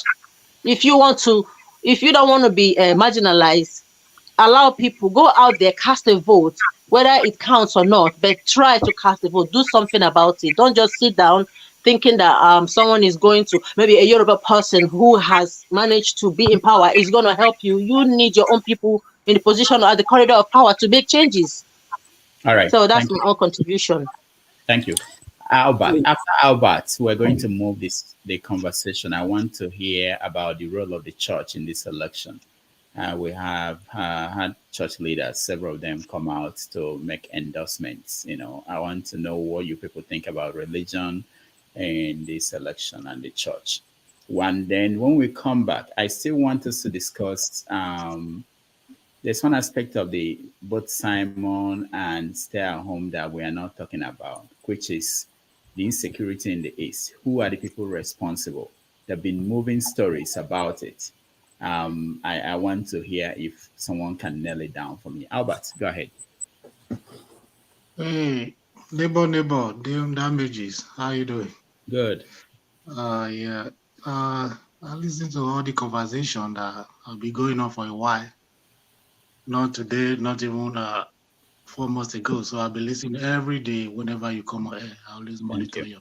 So I just want to tell you, thank you for opening this platform for everyone to share their own view. If I look everyone here, I see that if you check your background, you see that either you have one of your brother in the government or in the military or in a just ordinary floor members, for Nigeria. And did you ever one day ask them a question? Brother, you work in the government, or sister, you work in the government. What is actually going on there inside, behind the camera that we don't see? We never one day ask those questions. I happen to work in Nigeria for military in the police for 19 years. I've been in Boko Haram, all those kind of stuff, in Sambisa, whatever they call it. We know what it was going on there. I'm still a serving member in Nigeria Police Force, but we are in an outpost in diaspora. Whenever this platform came up, a lot of us watch you. We see what people say about each of us. But one thing I just want to say is it. We always speak about the Igbos. We said, oh, they are marginalized. Nobody recognizes them. This time is their own turn. Their brother is there. Our brother is there. I'm from Edo State, I'm not from East. So what do you want? Look at what the governor said. at home. He said something about Obi. He said, I can sacrifice my senatorial district, to follow this young man because I can see the dream on him. Look at the pastor who spoke something about him. He said, if you want to vote for someone, the way the person look like, if you vote for him, that is how your children is going to look like. He said this word, but we don't actually take corrections for our wrongdoing. We see a lot of mistake that have been going on, but this is the time for us to correct that mistake. Why is that young man, Samuel, is making noise around the corners, telling people to sit at home? It doesn't take the government 2 minutes to press him broadcast. Every broadcast he make, we know where he is, but the only thing is that we just look at him as a little boy, he's a little who tried to make himself recognized in the society. If everybody sit at home, is he going to take care of the family of those who are in the house, who are hungry in the East? Look at what is going on in our country, kidnapping, killing, everything. We don't talk about that. He is there making noise and saying that everybody should sit at home. If you don't correct the mistake now, when is he going to correct that mistake? When is he going to correct it? I'm telling you, nobody is happy in our country. I can tell you how much is my salary. Go and check all the military's barrack station, police barrack. You see how it look like? It look like a trash can where we dump trash here. Where people live. Now you are saying that you want people to sit at home not to make the corrections. Abba, who know him should tell him to keep quiet. We don't want to hear that. All we want to hear from is an advice, how to vote for the competencies and whatever we want, for the nation to move forward. Our election in Nigeria is strong as like the one in the United States here. I'm telling you, everybody is watching. Look at a lot of people who travel for different countries to observe of the elections. I think there are 20 from different countries. I saw the South Africa, former South Africa president is there, wherever he is. A lot of things is going on there. People are interested in our countries. We have a lot of resources that people are coming here to steal and take out from our country. We know. I work in a pipeline in Mosimi, which is Shagamu, Ibadan, or Atlas Cove, or in whatever they call in Lagos there. We know how people vandalize pipe. Who are those people? Where are they coming from? They are coming from Niger. They are coming from outside. We don't know that. You don't check. We don't always check, make all those whatever is going, anything that is going on in our country. We have opportunity to make that country work and great. I happened to work with Peter B. I think it was like about 3 months. Me, Osiki, and this late man, what is his name, Levenus. We worked with him for just, I think, about like 4 months. I know what he told us. He said, I have nothing to give you, but I can give you an experience, what you guys need to do so that you can achieve your life, so that everything about you can grow up. At the end of the day, we follow the footsteps. It will teach you how to do business, and being the first, I also do business too, because it gave me this inspiration and everything, and it worked. He's not my father, he's not my brother, we don't even know him from anywhere, but the only what joined us together is just to keep him going and secure him. That's all.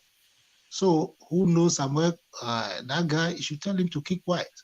Shouldn't be threatening people that they should stay at home, not to correct what our mistake is. This is very, very bad in Nigeria government. It is not good. It doesn't speak good about us. Most of us, we support who is right, who is not sick in his head to come and govern that country. That's who we want. We don't want somebody to be sharing money everywhere.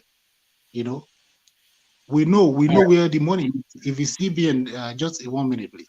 If it's CBN can say, okay, 1,500 should go away. Only 200 should be in circulation. We know the reason why he said that. Because the money that they want to use to ring this election is 500 or 1,000, which has been we silent those amount. So anyway, the damages are. I have a lot of things to do. I'm just waking up, just go and refresh myself and continue my duty. I will still come back as soon as I'm done, whatever I'm doing. So I will come back. All right. Thank you, Albert. Let's listen to this.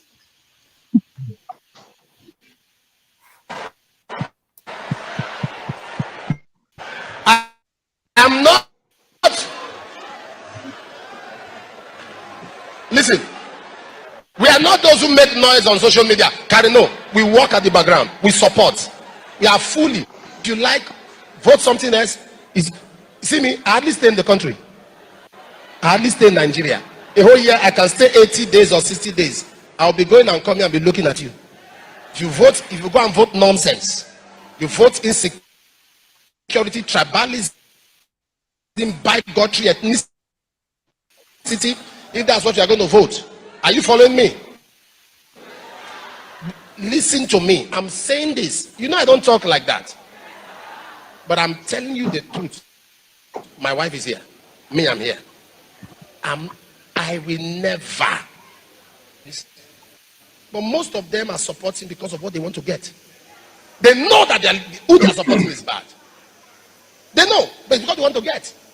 For you to support him because it's about the country. Somebody sent me a message, Apostle, I'm waiting for your candidate to lose so I can call you out. And I told him, I said, well, I'm not tired. You want to call me out? So what will that do to me? You think me or some of the big men or celebrities who are supporting Peter Obi, you think we are supporting because we don't have anything to do? We are supporting, listen, we are supporting because of the masses. That's the truth. It doesn't win or don't win.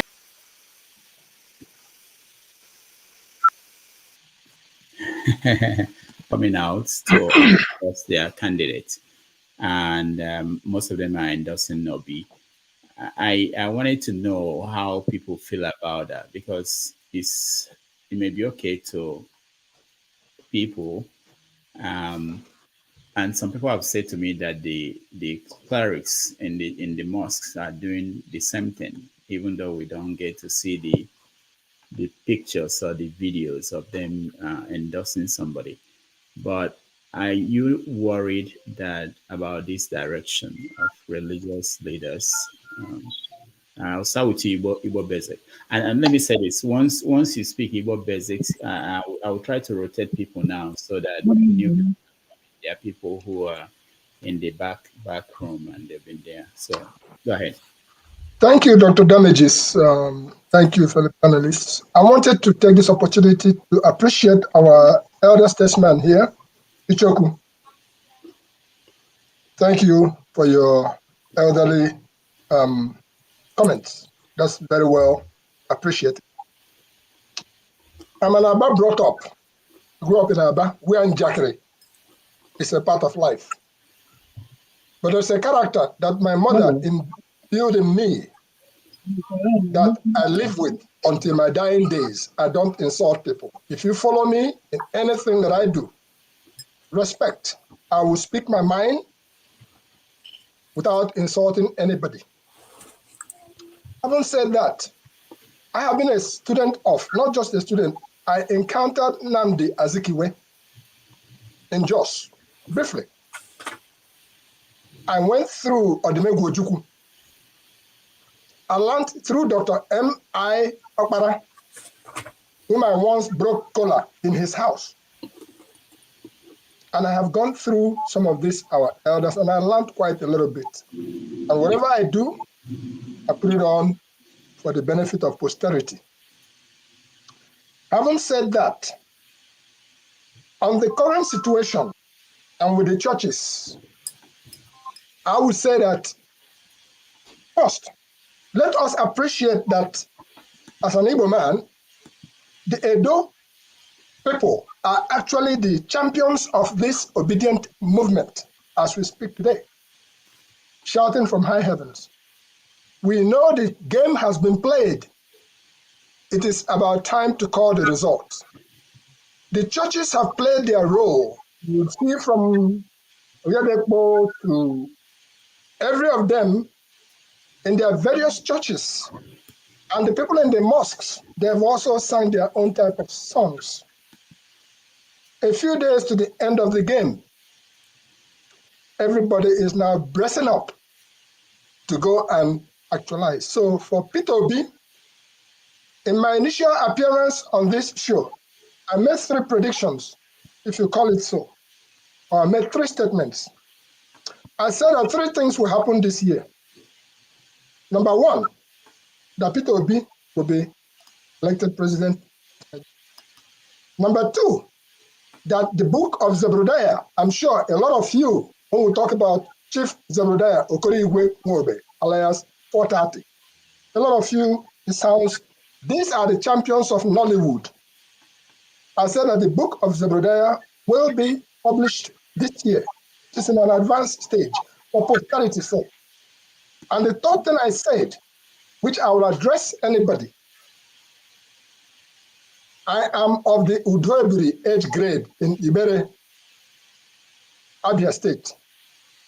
I will join my people, having participated solidly as a cultural person, as a traditional person.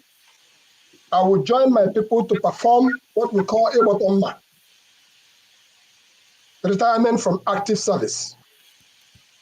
That will be done this December. Having said that, I really appreciate if anybody has visited Ojukwu Bunker, you know why? You will appreciate what we are sitting on. If anybody truly went through what some of us went through, never mind what I look like, you will appreciate. I lived in northern Nigeria. I grew up in East. I lived briefly in western Nigeria.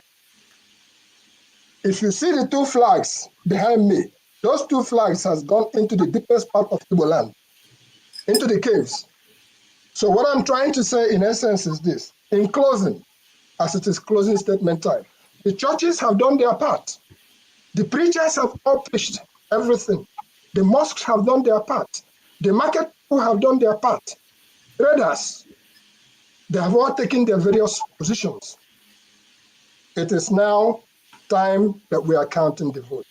If you cannot vote from wherever you are, please make every effort to enable your brother, your sister, or anybody, but we must participate because if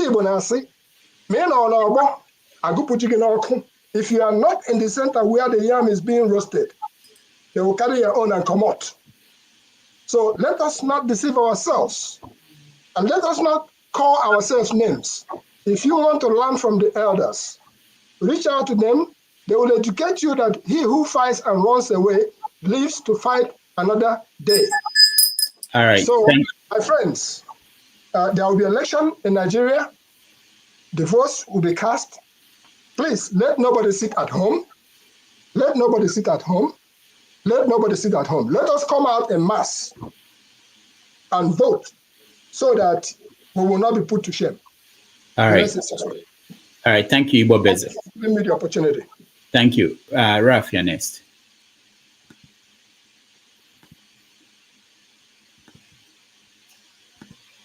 Ralph, go ahead. All right. Yeah.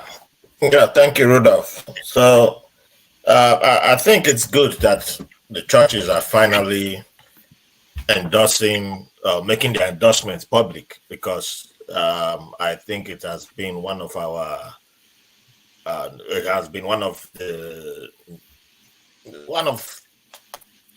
would say one of the policies in Nigerian societies to act like our, and when I say churches, I'm not only limiting it to just the Christian side of it.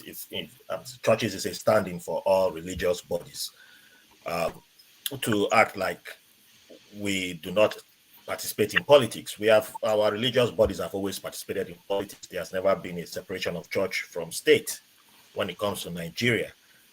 Take last presidential or last general elections, for example, we started seeing it come out, being more open.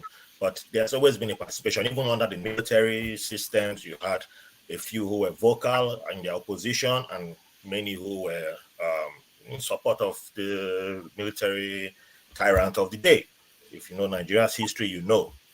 And it's about time that you have people take a stand. And it's not only just when it comes to protests against whoever is the leader of the day. Voting is also a form of protest. So come out and tell your followers who you are in support of, whether it be for a good reason or a bad reason. Don't be this person who will be in the shadows supporting a candidate and then telling us that you knew this person was going to win, but you didn't want to make the prediction because you didn't want people to laugh at you. No, come out and say it before the election that you are supporting so and so person. Stand by that candidate, whether the candidate wins or not. Stand by that candidate, and that's what I've always said. And another thing is that I've always said, look at other countries, not only Nigeria, that exists in the world. Prime example was the Philippine presidential election that happened a few months ago, and I said it on this program. You saw Catholic priests actively campaigning for the opposition, and if you campaign for the current president, the son of Marcos, the former tyrant that ruled Philippines, and it kind of divided Catholic Church over there. You are seeing something similar in Nigeria, even though many people have not focused on that. But yes, it's a form of political activism. It's about time that we start seeing that. If you are a society that wants to claim freedom of speech, you want to claim political advancement, it's bound to happen. Not everybody that goes to church will support the same candidate. Not everybody that goes to mosque will support the same candidate. Not everybody believes in the same political ideology. Not everybody from the same tribe will support the same or should support the same candidate. So why should we limit? If we are saying all Yoruba should not vote for Tinubu, or all Yoruba should not vote for Obi, then why should all pastors, they are allowed to have they should do the same, but come out and say it. That's all I'm saying. You take offering publicly, you don't pay tax, and then you want to be hiding behind who you're going to vote for. So no, and I still believe churches should pay tax. That's me personally. So yes, I'm glad for that, and I want to see more of this activism. I wish we hear the Muslim side of it, because I believe they've been more active in this game, but we just haven't been paying attention to that side because we only focus on the Christian side of it. So that's good. It's very good. All right, thank you. Man of Prestige. Yeah, thank you, Dr. Damage. In reference to what we are talking about right now, can you hear me? Yes, we can hear you. Right. It's a welcome development, and it's about time. Like I said, I didn't follow Nigerian previous election. I don't know what their dispensation was before. So this is the first time I'm following Nigerian election. If they decided to come out right now and speak, it's the right thing to do. I mean, they said there's a separation of churches and politics, even in USA where we are right now. Yeah, they say that, but in my churches during the election, some of the people contesting, president or otherwise, they come to the church. They don't really say vote for me, but we know where they are, the reason why they came there. It canvass for vote. They came. So that do happen in America, It may not be as vocal as, as we think it is, but they do come to church. Even I thought that's what they call separation of churches and politics, but it do happen. So it's about time all those people, start, canvassing. It actually be, being an active member, go there and campaign for whomever you want to. It's freedom of speech. I mean, you're a pastor, wherever you are. You're not God, so you can canvass like any other person. So I don't see anything wrong, because if you look at Nigerian space, particularly when it comes to Nigerian orientation, the churches, the audience, they believe whatever their member tell them to do. A lot of them. I mean, so why not tell your people, who you're voting for, and tell them, if you like, vote for this person, but this is who I'm voting. Like the pastor that just spoke. That's the right way. Tell them who you're voting for. There's nothing wrong with that. Any part of the, I think they do that in the North more than we do in the South. The so-called EMA, the voting bloc, they go there, but we don't hear much about it. They're experiencing that. They've been doing it for years. So it's about time they start doing it. So I believe that, they're doing the right thing, and it should be more. I don't know the way they've been doing before, but right now, in the last week or so, I've been seeing people endorsing NHT and other people, of course, they're going to have their own criticism. Who, like that pastor, I'm not a fan of him, from what I heard about him. But anyway, yeah, he spoke very good. I really believe. But let me make one more point before I leave. about what's happening. I was looking on a different space. There's something like riot that was good that went off in Lagos this morning, and the soldiers mobilized everywhere. So Lagos is like on fire right now to a certain extent. The governor just came out and spoke about calming the city because there's riot everywhere, you know. So the soldiers are mobilized. Everywhere in Lagos is full of soldiers right now. So that's a welcome development because the guy just spoke, the commissioner of police just spoke. So we are here to arrest anybody who try to cause trouble for the election. So that's a welcome development. And one more space I want to talk, you know, we're talking about somebody said whether the military are being deployed in the East. Yes, they are. Because my father just left, you know, my parents just left here. They're in Nigeria. They landed last week. So they say their military started coming in last night everywhere, you know, worried. So I hope it's going to be free and a fair election. I don't care what someone ever said. Everywhere, this is the only thing I'm going to thank Buhari, you know, for doing. So everything is going to be good. Let people not lay any kind of fear. You know, it's going to be free and fair election. Thank you, Dr. Damage. All right, thank you. Thank you, man of prestige. Not by power, you're next. Okay, yeah, thank you.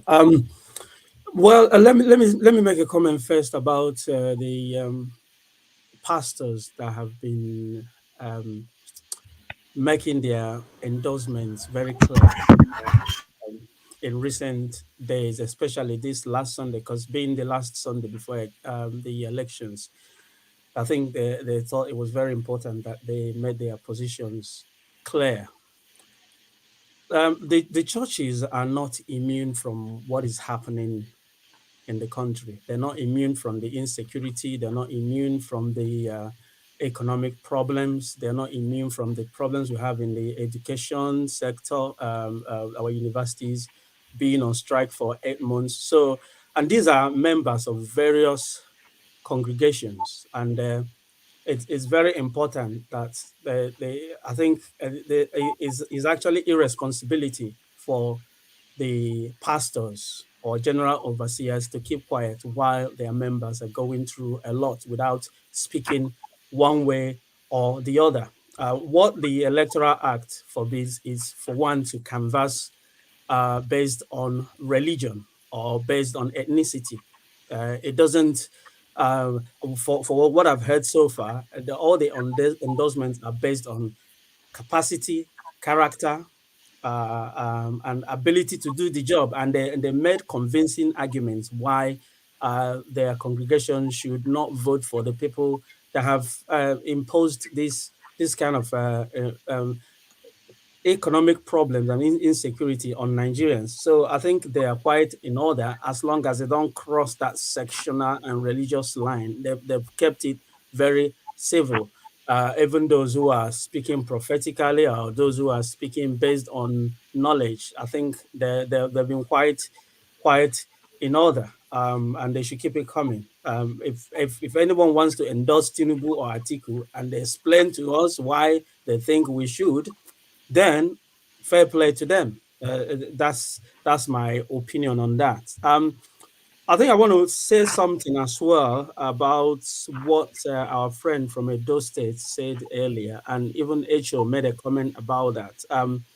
About the sit at home, I think I made this point earlier that the responsibility for the failures and insecurity in the Southeast should be placed squarely where it belongs, on the shoulder of the federal government, the government in power that has allowed this to fester. Where I blamed IPOB, and I mean the Nnamdi Kanu IPOB, is that they created the atmosphere that enabled all kind of state actors to come into the space and act. Because at this time, we don't even know who is doing what. Simon Ekpa is in Finland, so we don't even know if he has any boots on the ground. But what we know is that his sit-at-home order carries on, even when Nnamdi Kanu's faction say they are not, in favor, in support of any more sit-at-home, And I would say to HO and Henry Gabriel, who said earlier, you people referring to Igbos, the Igbos in the Southeast, they are also victims of this sit-at-home. we don't know who's doing the killing, but they're the ones being killed. You can't be blaming the ordinary people who want to go about their businesses, but because they know that the police, the army, the MOPOL, and all the security forces are not able to protect them, they would rather sit at home than go out and be killed by some kidnapper or some criminal. I mean, these are criminal elements. I mean, when someone is acting criminally by going out and killing innocent people, the police should do their job. The army should do their job. It's quite that simple. And if the army are not doing their job, you can't blame anyone for sitting at home because his life is in danger. You know. So but one thing I can assure you, anyone who is supporting Obi, is that the Southeast will vote. They will come out and vote massively, and they will vote for Obi, not because he is Igbo, but because they are convinced he's the best man to do a good job at this time. And don't sit at home because of Simon Ekpa's excuse me, instruction. If you're going to sit at home, do that for a good reason. And that is maybe if your life is threatened. I'm not going to ask you to go out if there's anyone shooting. But if there is shooting, the responsibility should be that of the federal government to stop anything that threatens life and property and make sure that the election takes place peacefully. Thank you. All right, thank you. Thank you very much, Sorry for apologies, but can I just have a 5-minute slot? No. No, one man. People are not happy about that. They think we're not. It doesn't matter what people are, or you are the decision maker. I just need a 5 minutes. No, one man, no. Ichoku Yanes. I'm sorry, one man. I just have to limit everybody to 2 minutes. I think we'll get to you as quickly as so. Do you want me to talk about religion? Yes. You are afraid in terms of the role of religion in politics. Should it be encouraged? I mean, from all sides, should it be encouraged? And knowing, for instance, the history of Lebanon and what happened there and other places, is this something that we want to encourage?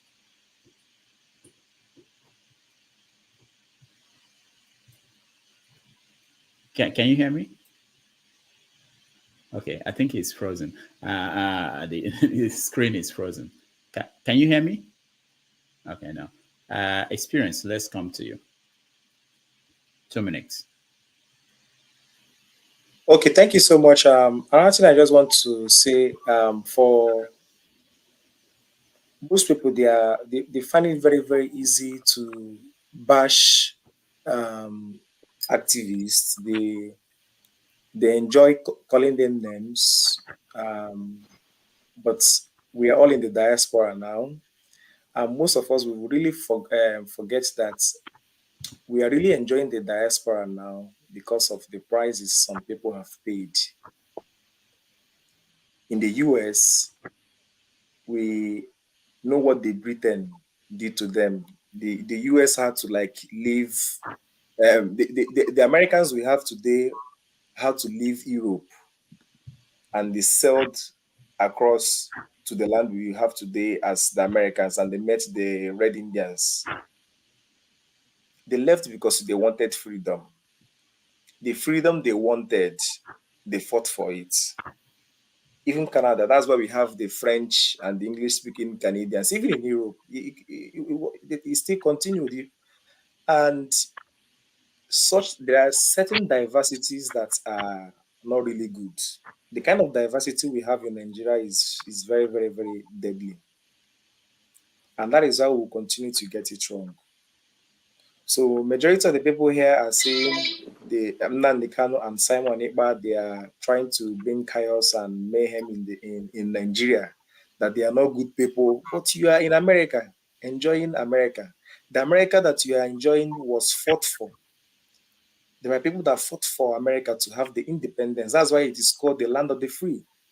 And America was built with Judeo-Christian values. So those Judeo-Christian values are what you are enjoying. The freedom you are enjoying in America and in all these countries were fought by people. So why are we labeling Nnamdi Kanu, Simon Ekpa, Sunday Igboho as terrorists? The same phase that we find ourselves now in the Americans found themselves in the same phase. So for us to have this freedom, for us to enjoy a better independent states, there are certain prices we have to pay. So these are things we need to understand. I believe maybe the problem is that most of us are cowards. We are so scared to spill our truth. So All that's right. just the only thing I will just say. Thank you so much. Experience, you just skipped the topic entirely and spoke on something else, but it's all right. Sorry. It's have your say. Justice, you're next. Go ahead, Justice. Okay. Can you guys hear me? Yeah. Yeah, thank you, Dr. Damages. Yeah, it's a good thing that the pastors are getting involved. But you know, Nigeria is a system that are breed criminals, which all these pastors you see, all of them are criminals. For me, no apologies. Because all they do is deceit, scam, and all that. Where are we going to start? 36 years ago, go and read what Kumuyi said about Christianity, how they are praying for Nigeria, that Nigeria will be heaven on earth 36 years ago. Today, Nigeria is a mess. We have keep praying for Nigeria. Because when people keep lying to themselves, that's what they get. Pastor Tunde Bakari was a member of APC. I was in his church when he said he's going to be the 16th president of Nigeria. Today, is he in the ballot? The answer is no. But people are still clapping for him as a pastor. That's to show you, because we believe lies. We don't interrogate when people say what they say, and you find the truth. Today, people will tell you that Simon Ekpa is being paid by Tinubu, and they paid him 2.7 billion. So if somebody paid Simon Ekpa 2.7 billion and you are still challenging him without telling the person that told you that that money was paid, you say, give me the slip or how the money was transferred. That shows you are not making sense at all. So Nigeria brings criminals. And these pastors have taken advantage of that to make themselves king, and people are listening to them. Because listening to Pastor Kumuyi 36 years ago, come and evaluate it today, is a mess. Listen to Pastor Adiboye. He went to Kaduna. People are in IDP camp in Nigeria. Nobody's saying anything about it. So when you listen to these pastors, they are liars. I'm telling you the truth. But the problem remains that Nigerians as a people, the system that groomed all of us in this platform now was a system that was built on lies. And you cannot survive in that environment without implying that lies. So you can only survive when you lie. People will believe you. But whenever you say the truth, they will call for your head. That's why Nnamdi is in prison. That's why they want to kill Simon Ekpa. Thank you very much, because these pastors are not honest. If they're honest, they will tell Nigeria what to do. All right, thank you. McDonald, welcome to the show. Thank you very much. Can everyone hear me? Yeah, we can hear you. Okay, thank you very much. Dr. Damage, if you allow me, I'm going to kind of touch some bits of what I've been discussed before too. Okay. But I'm going to start with the pastors coming out to speak. You see, I am not surprised that they came out to speak. I would have been surprised if they never did. Because the events of the past years have shown us, look, pastors have lost members. Pastors have lost family members. Of recent, Apostle Suleiman himself had a near-death experience, even though for the fact that he was in a bulletproof vehicle, not some of his security details were killed. So I think pastors are families and they are humans. Okay, they are men of God, not God of men. So I think they are in touch with the realities we have. And I believe, and I'm very glad they did what they did, because it's going to kind of navigate some people towards a certain direction. Because look, even the Muslims recently, I watched on NTA News a clip from NTA News where some imams and some religious leaders, both Muslims and Christians, came together to say they are standing for P2B. You see, P2B, like he rightly said, is an idea whose time has come, and that is why, for me as a person, I don't seem to understand why there's this kind of opposition or resistance from the east, especially occasioned by this Simon Ekpa situation.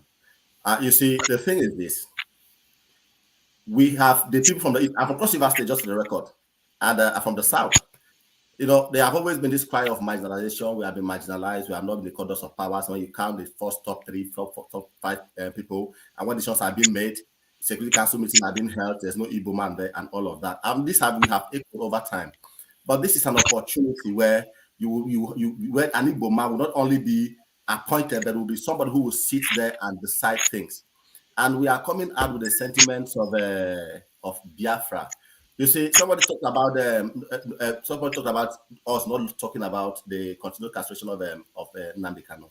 But the thing is this: I remember in one of these events we had here, somebody said something that of all the presidential candidates, apart from P2B, the only person that is likely to release Nnamdi Kanu would have been Kwankwaso. You see, but we look at it now. Well, of course, I'm sure Kwankwaso is not going to win, and the only person that has a chance of winning this election is P2B.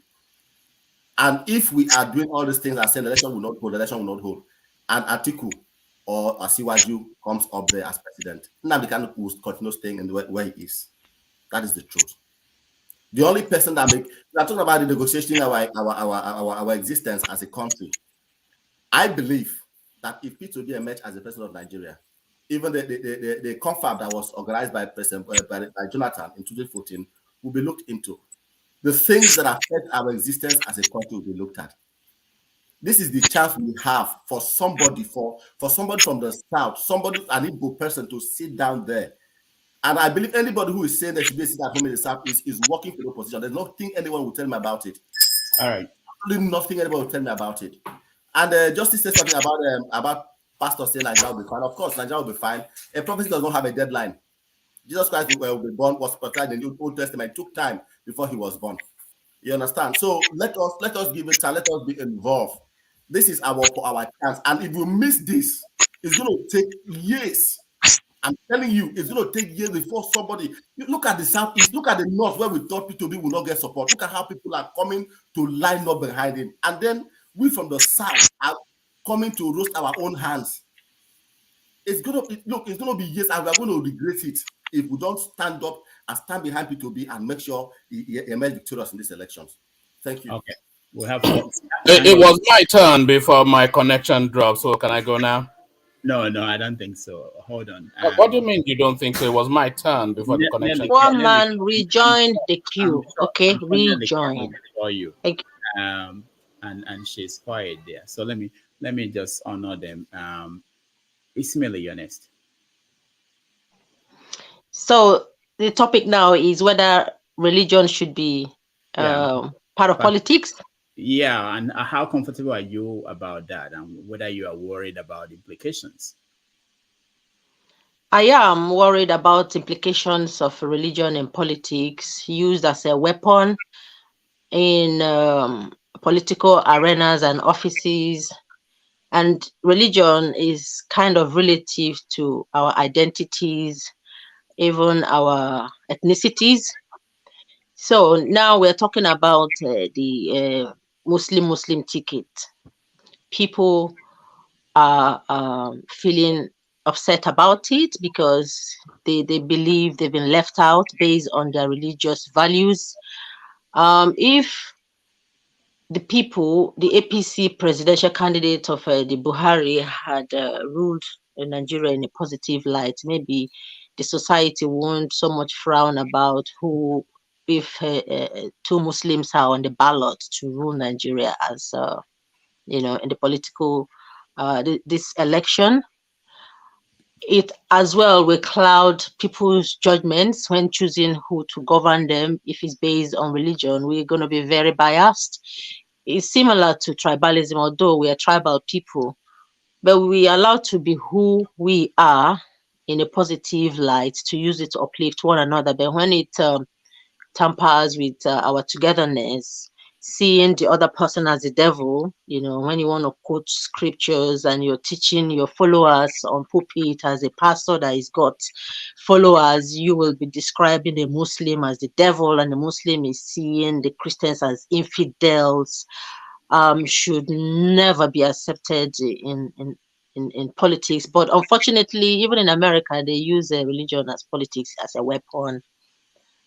Even everything in Nigeria is politics. They use politics against women, how dare you dress like this. So there are a lot of things, and I would appreciate very much, Dr. Damages, if you could bring us a female political person so that someone like me can be represented in the political arena. I speak for the women. I believe the women should be part of the political system. You can tell from the percentages of people you bring here that come to talk to us about how they're going to serve us well in Nigeria. Maybe a minute of them are women, so I would like to see that change, if you don't mind, Dr. Damages. I appreciate all your work, but you guys should be, encouraging your women, your sisters, your wives to make a change, not just in the kitchen. We are not, we've got brains, and we are important. They say women are the next, but I believe that women can do much more in our society for a better society above religion. Thank you. Thank you so much. We are working on that. We always look out for great guests who are female. Nelly, welcome to the show. All right, thank you. No, Nelly. Hello, I'm really happy to be here. I was listening a while through someone else's. I've been listening all the while, and I just felt like I needed to, pitch in. At this point, I understand that the focus is mostly on the place of religion in politics. I'm going to talk about that, but please, you are going to at least allow me 1 minute to touch on the sit-at-home thing. Please, you'll allow me at least a minute to touch on that. So let me quickly make my input regarding politics and religion. In the first place, we all know the popular musician Majek Fashek, who sang that religion, not politics. And that is the truth. And they have so much in common, chief amongst them being the fact that both of them are a game of numbers. And if there is anybody that have the population, it is definitely the religious sector. And then you cannot divorce religion from politics. Almost every constitution of the world took their skeletal forms from the Bible or some other religious book. In our courts today, we are sworn into offices upon the Bible or upon the Quran, depending on what your religious persuasion is. So you cannot divorce them. The people in these so-called churches, these multi-auditoriums, are first and foremost Nigerians before they are either Muslims or Christians. And so any political decisions or policies propounded is as binding upon them as is upon the next Nigerian.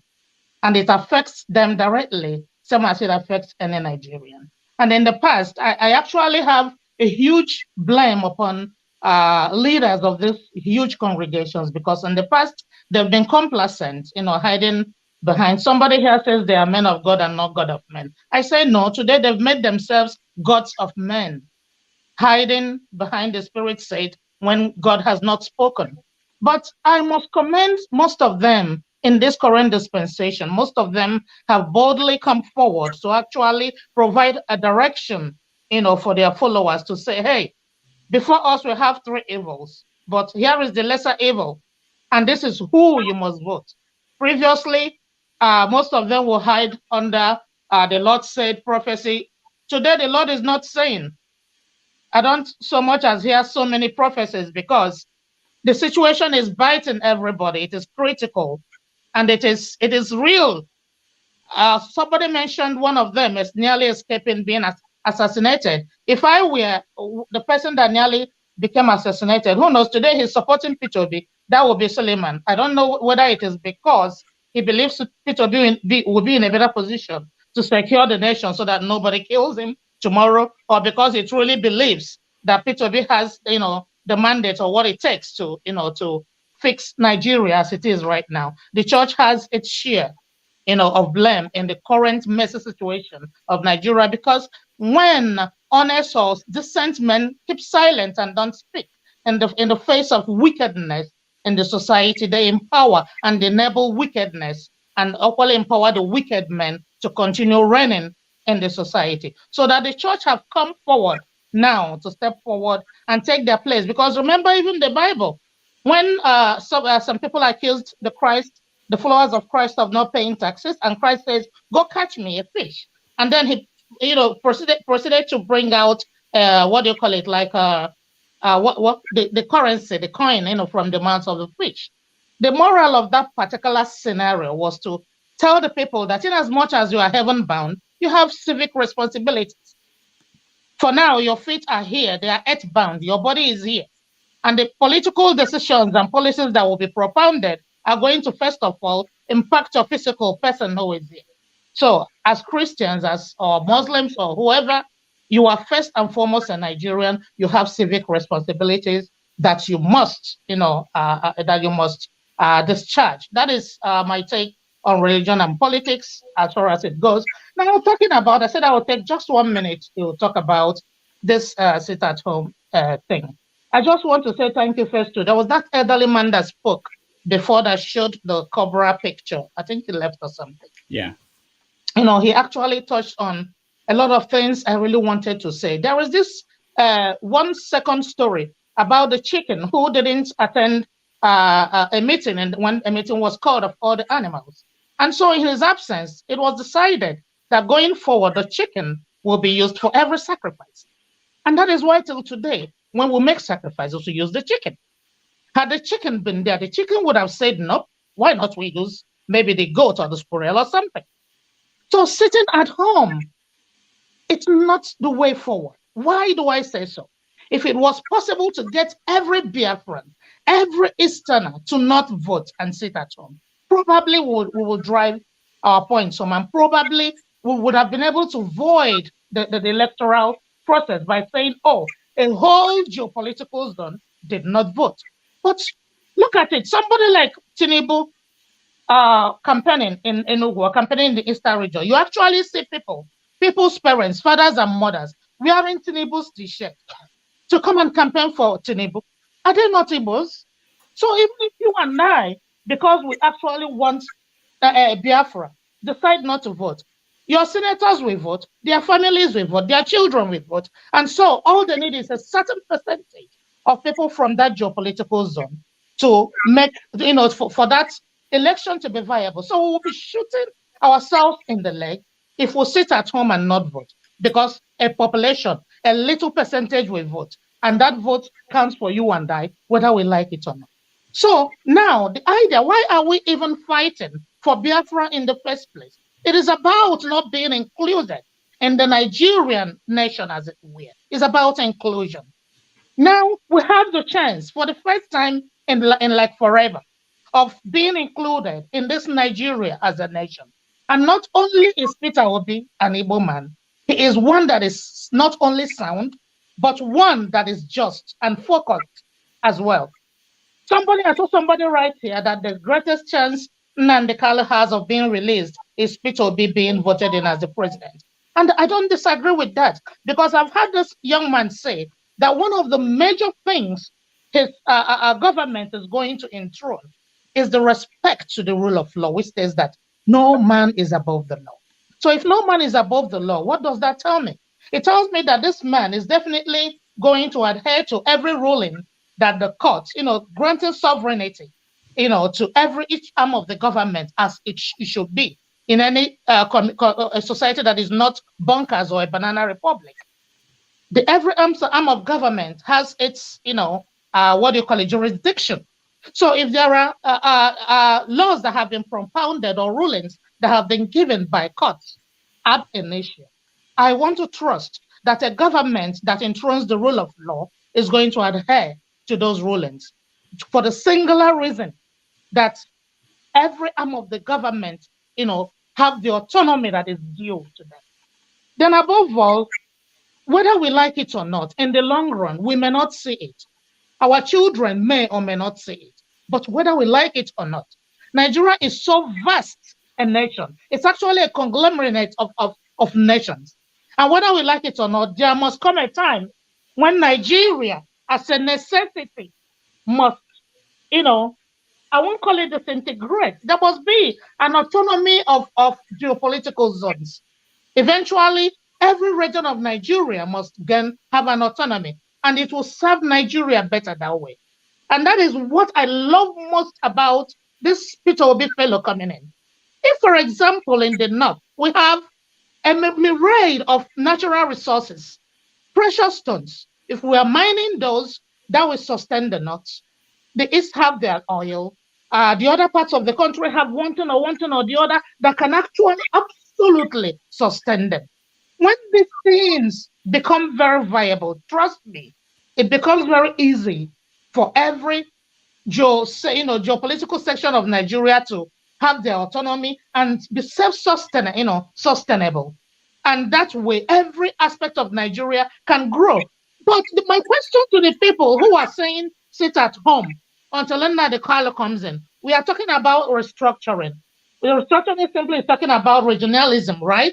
Where each region has autonomy, is it not? Tell me, which governments are you discussing this restructuring thing with? Is it Taboki? Is it Buhari? Whose only concern is his cows and Douara? Is it the person you want to discuss regionalism with? It's not possible. So hopefully, let this particular government with its myriad of rubbish, let it come and go.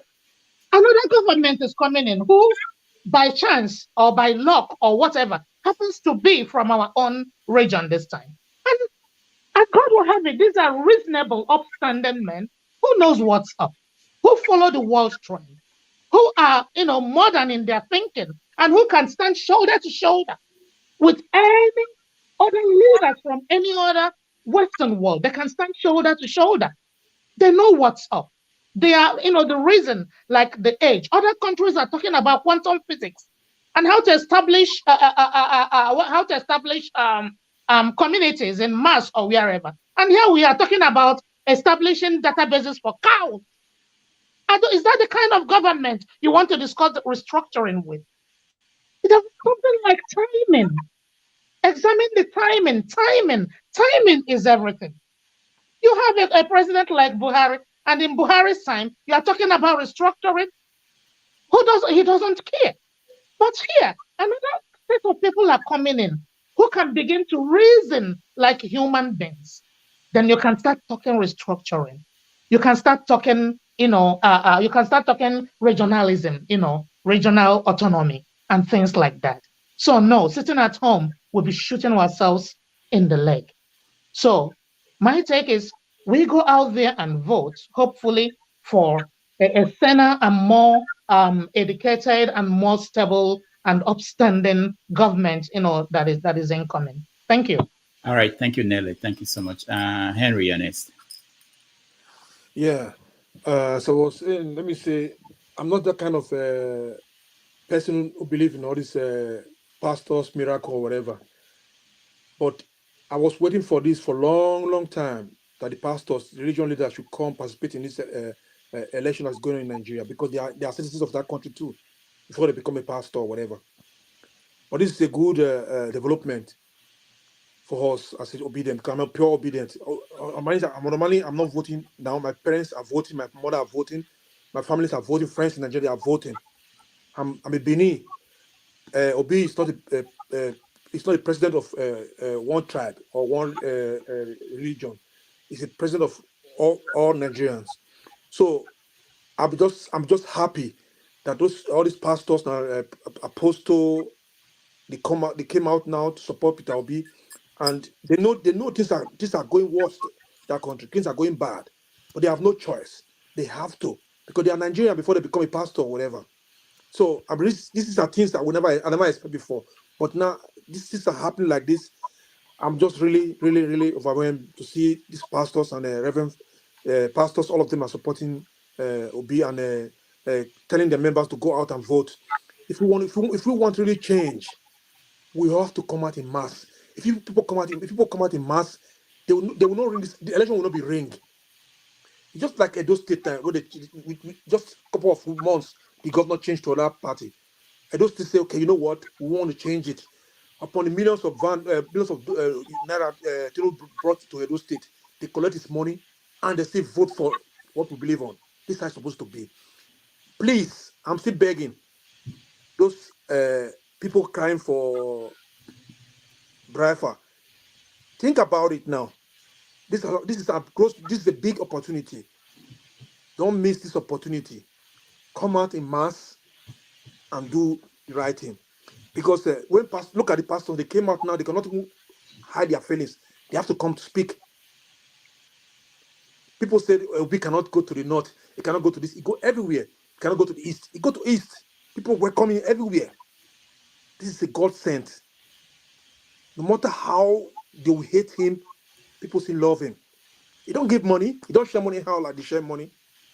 The pastors, they know this, the reverends, all the push-up, they know this. They cannot, some of them cannot come out to say I support the people. Their body languages, you will know that they want a better Nigeria and they want to to win. Only a sick person, mentally sick, will say, I don't want to be Obi, cannot win the Obi. Look at the other candidates. Who are you going to pick there? Who? The main candidate? Tinubu, Atiku? No. All right. If you miss this chance, I'm not begging you people now who doing sit at home. I'm not begging you. If you don't do it, you will see this thing cry next year, 2 years, 10 years time. Thank you. All right. Thank you so much, Henry. Eddie, welcome to the show. Good evening, Doctor. Take me out. Take me out, please. Okay. White Lion, good to see you again. Good evening, every other person. Doctor, so why are we surprised about, for me, the religious leaders getting involved is not a new thing. 2015 or so, Father Mbaka was there with other other big religious leaders. The Redeem guy was and his what's his name, Adebayo. Obviously, they will back Osibanjo because Osibanjo was the vice president. So this is not the first time it's happening. If we start looking at that, we should look as well to what are the Muslims doing in the mosques. If you're looking at on the religion angle, what are they saying in the mosque? So you can't just we can't just pick because one or two pastors come out to say, oh, this is the person they stand for, this is the person they're supporting. There's no way you're going to say people in Redeem won't support that supported APC. They're not going to support APC this period. So let's just forget about whatever these guys are playing. It's just a smoke screen. It's not going to, I don't think it will sway the elections. And I said, for last time I was here, I talked about, when we were talking about Samuel Ekpa, I said, he's made his seat at home. Now it's up to the federal government to take the responsibility. The ball is in their courts. Let's see if they're going to allow, because initially this seat at home has been going on, and they turned a blind eye because election wasn't close, but now election is there. So with this development, this new development with Simon Ekpa, I wasn't surprised. I know they're going to do something. If not, everybody will be making declarations. Tomorrow, maybe MC Ologo will come out and say, no sit at home in Lagos, and it will happen. So if they don't deal with this issue, so that's that. And lastly, I would say, let's not forget that the Northerners have been in power since God knows, since the time of Ahmadu Bello and Tafawa Balewa. And yet, you see how impoverished the North is. You see how backward they are with education. Even though they are sitting, they are the people at the top of the food chain. So what does that say to us? If you're obedient, the Igbos should use the opportunity to grab this. It will never come this easy.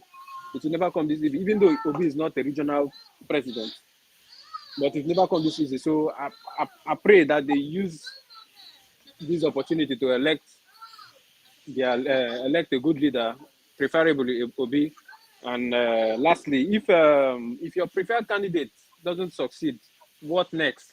If the Tinubu you're supporting doesn't succeed, if the Obi you're supporting doesn't succeed, if the what's the name, Atiku is not elected, what are you going to do?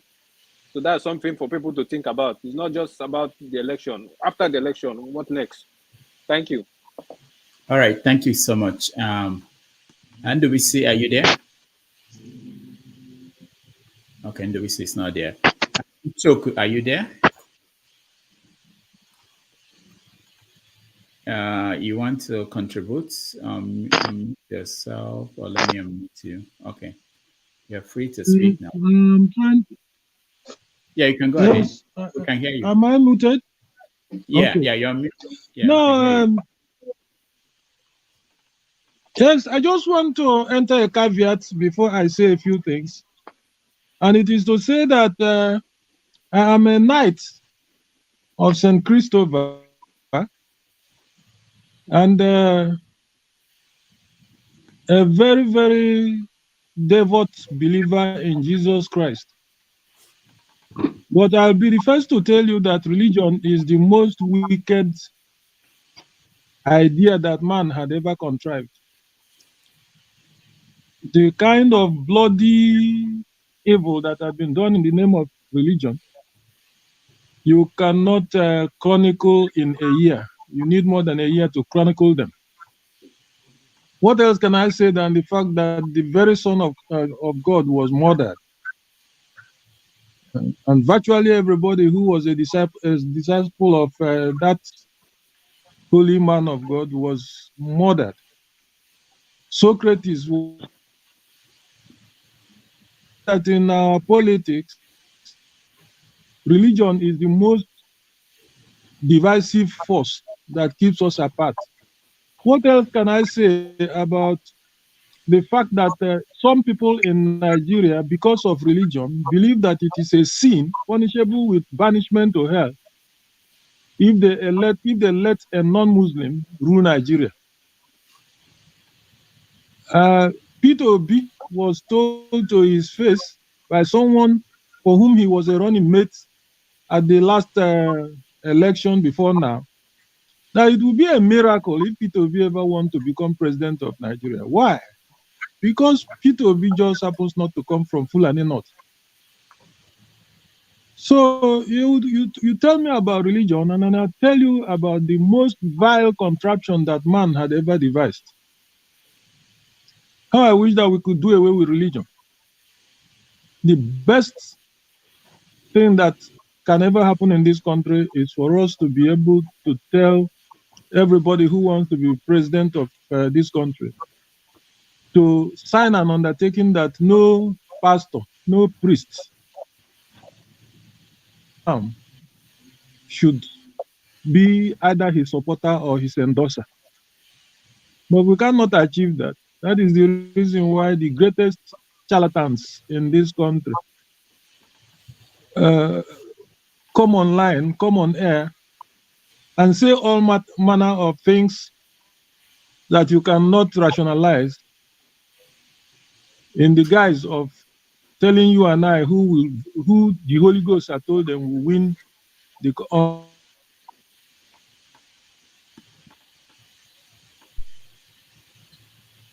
Okay. None of their prophecies will come true.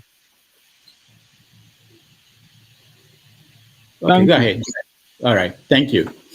Thank you so much. Where am I? Experience, I think you're next.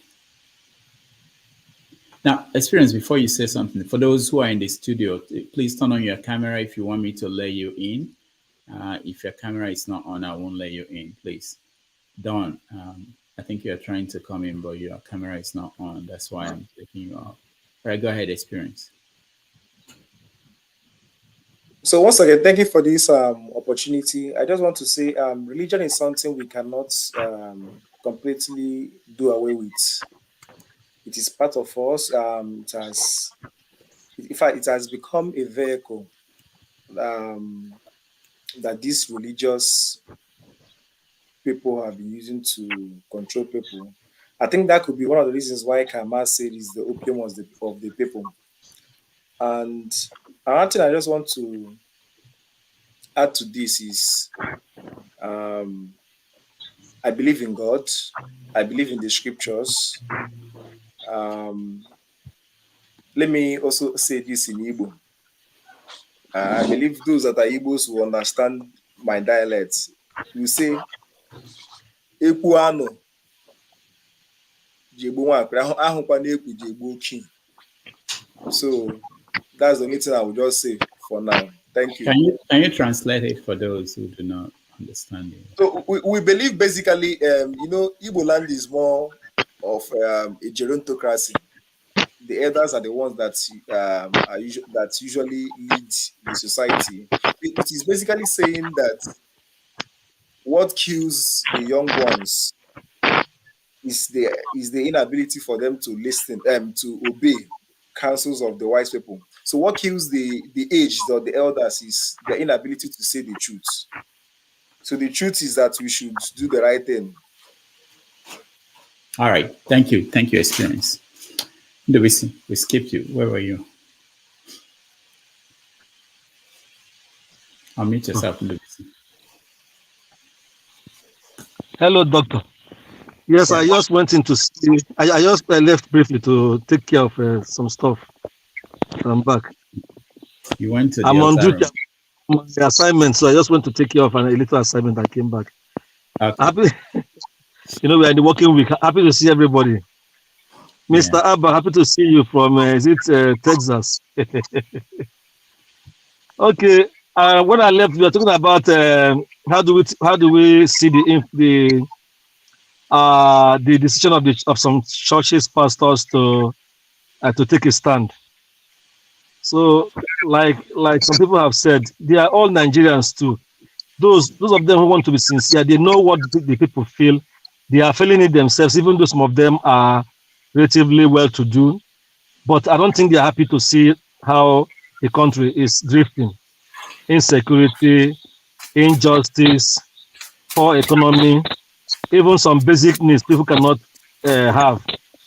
And I think they must have analyzed the candidates, and most of them rightly have come to the conclusion that P2B is the right man.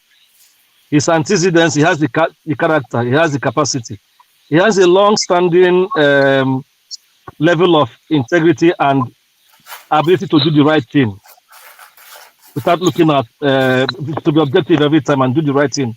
So I think that is why they took that stand, and it's not a new thing because some of them have been taking stands in the past.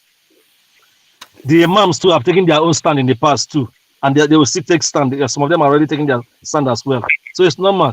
It's just for Nigerians generally to look at the true picture and look at their lives, even those of us overseas, and see, is this the way we want our country to progress? Are we willing to live a bad society for our generations yet unborn, or even for our children? And many of us have spoken here in the past that it will be our joy to be going back home regularly, to sit with our kit and kin and relax. Some of us who are from the southeast cannot even go home again to sit down in the marketplace and drink palm wine, because if you attempt it, before you know it, the situation will get ugly, and the people will be dispatched with bullets and all that. So I guess everybody should know that the way forward is for us to have a free and fair election, and let us see how it goes. If God willing, P2B wins, I know that he's not going to abandon his oath. He's not going to abandon Nigerians. He works for every Nigerian. That is why everybody is supporting him. He's not an ethnic jingoist. He's never that. Many have tried to paint him that, but it's never that way. And I pray our people back in the East will defy all wrong orders to sit at home, but come out massively and vote. Because if we stay at home, it will get worse. If somebody else who doesn't feel the pain of the other Nigerians coming to power. Thank you. Thank you, Ndubisi. As a Pharaoh, is that the name? Welcome to the show. Unmute yourself, please.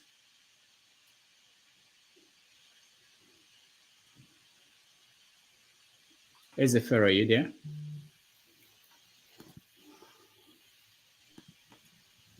Okay, go Okay, ahead. can you hear my voice right now? Yeah, we can hear you. I have some reason that the reason why I don't want all these pastors to participate in this kind of election and what is happening in Nigeria right now, because they have already misled people Correct. in so many ways. Because so many of them travel out to Europe and know how Europeans work, but they will be in Nigeria telling you to pray and fast for you to get work where they know that there is no work in Nigeria.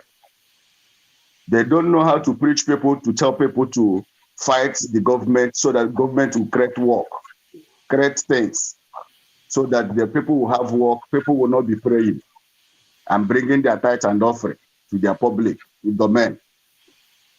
So that's the reason why I don't support. But in the election that we people know, as we are talking about Nigeria right now, I have been listening and watching people saying things. I don't see people campaigning this election in the way it's supposed to be. People are campaigning it by tribal aspect, which if you people believe there is one Nigeria, why are you people campaigning the politics by tribal or who you want to vote? Because everyone has its own right to vote for him. But the way people are campaigning for this is not what I believe that this is the way it's supposed to be.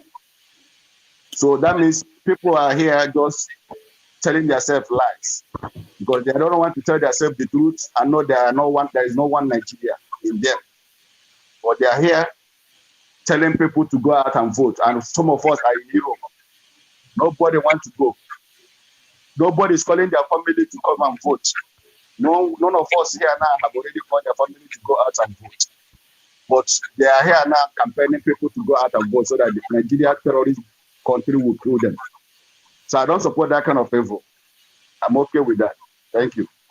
All right, thank you, Zefero. Janaba, welcome to the show.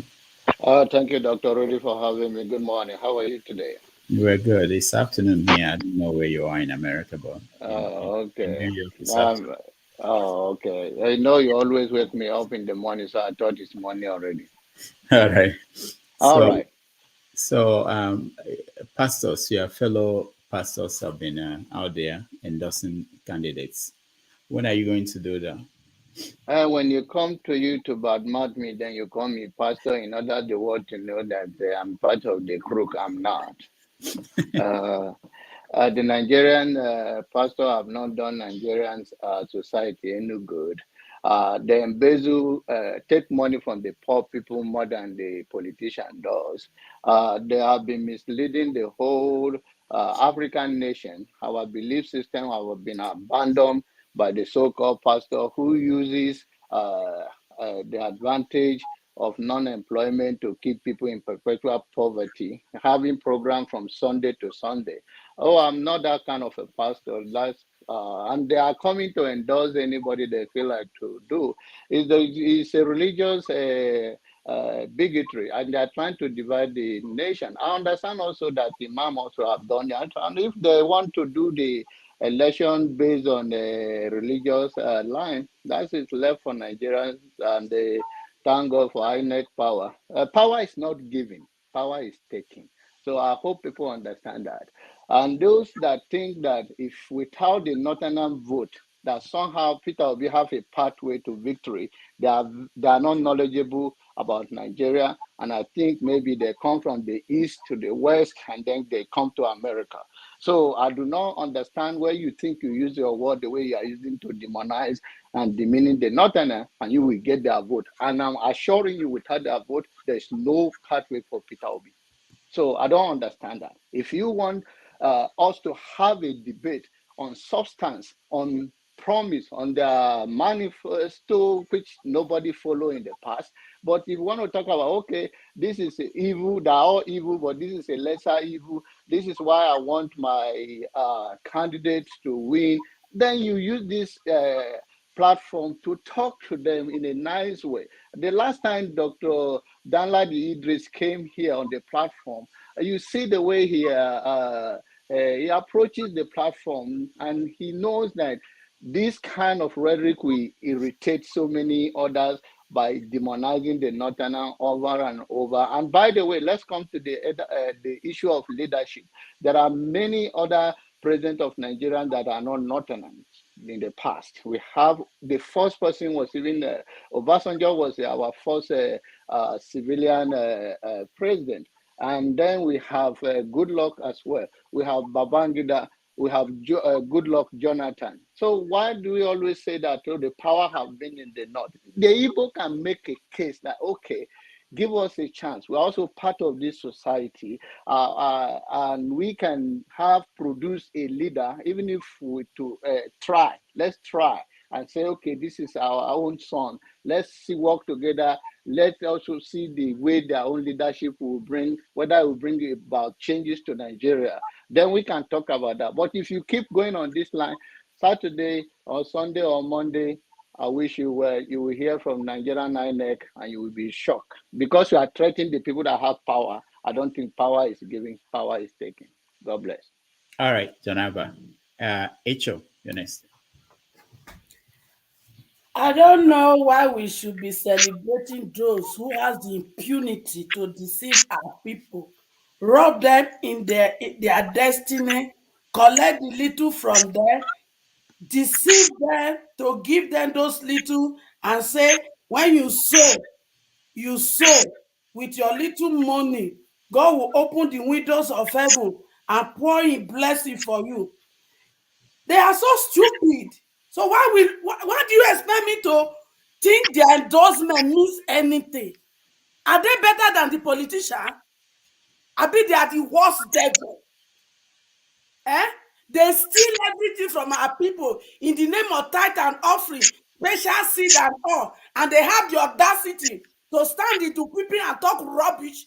I bet the Suleiman that sleep around with all my daughter, is that the person that is giving endorsement? And I would think if somebody is talking. They have nothing. They are worse than the politician we are talking about. Are they not the one laundering the money for them? Are they not the people? So why should we listen to them? What gave them the audacity? If God come down to destroy the politician, then they will first of all destroy all these wicked, evil religious leaders. I have no regard for them. I have no respect for them. They have not created any job. And yet they make our people to pray for job they don't create. Don't they travel out? Don't they see the development? Have they ever come to the pulpit to talk to the people and say, this development that is we are seeing, let us bring it home? So they are not better because all the money they looted out of Nigeria, it is those GO. They carry the money into the Western world for them. So they have no say. They are nothing but a bullshit people. So don't listen to them. Vote your conscience. You are equal to the task. Let's make our decision ourselves. And don't listen to those who tell me that if you don't pay tax, you don't go to heaven. Don't listen to those that sleep around with every girl they can carry to their bed in the name of power and come to the pulpit to tell us lies. Don't listen to them. They worth nothing. They are just like a shaft before the winds. Wow. Thank you. Thank you, Rachel. All right. So this time we're going to round up with different questions. See, these are some of the headlines that we have in the news today. One is from Kwankwaso, which should be interesting to anybody watching, because he's actually one of the people that everybody's watching to know what he's going to do. He said, let me see the exact headline, that it's absolutely it's absolute nonsense for me to step down for Tinubu and Atiku.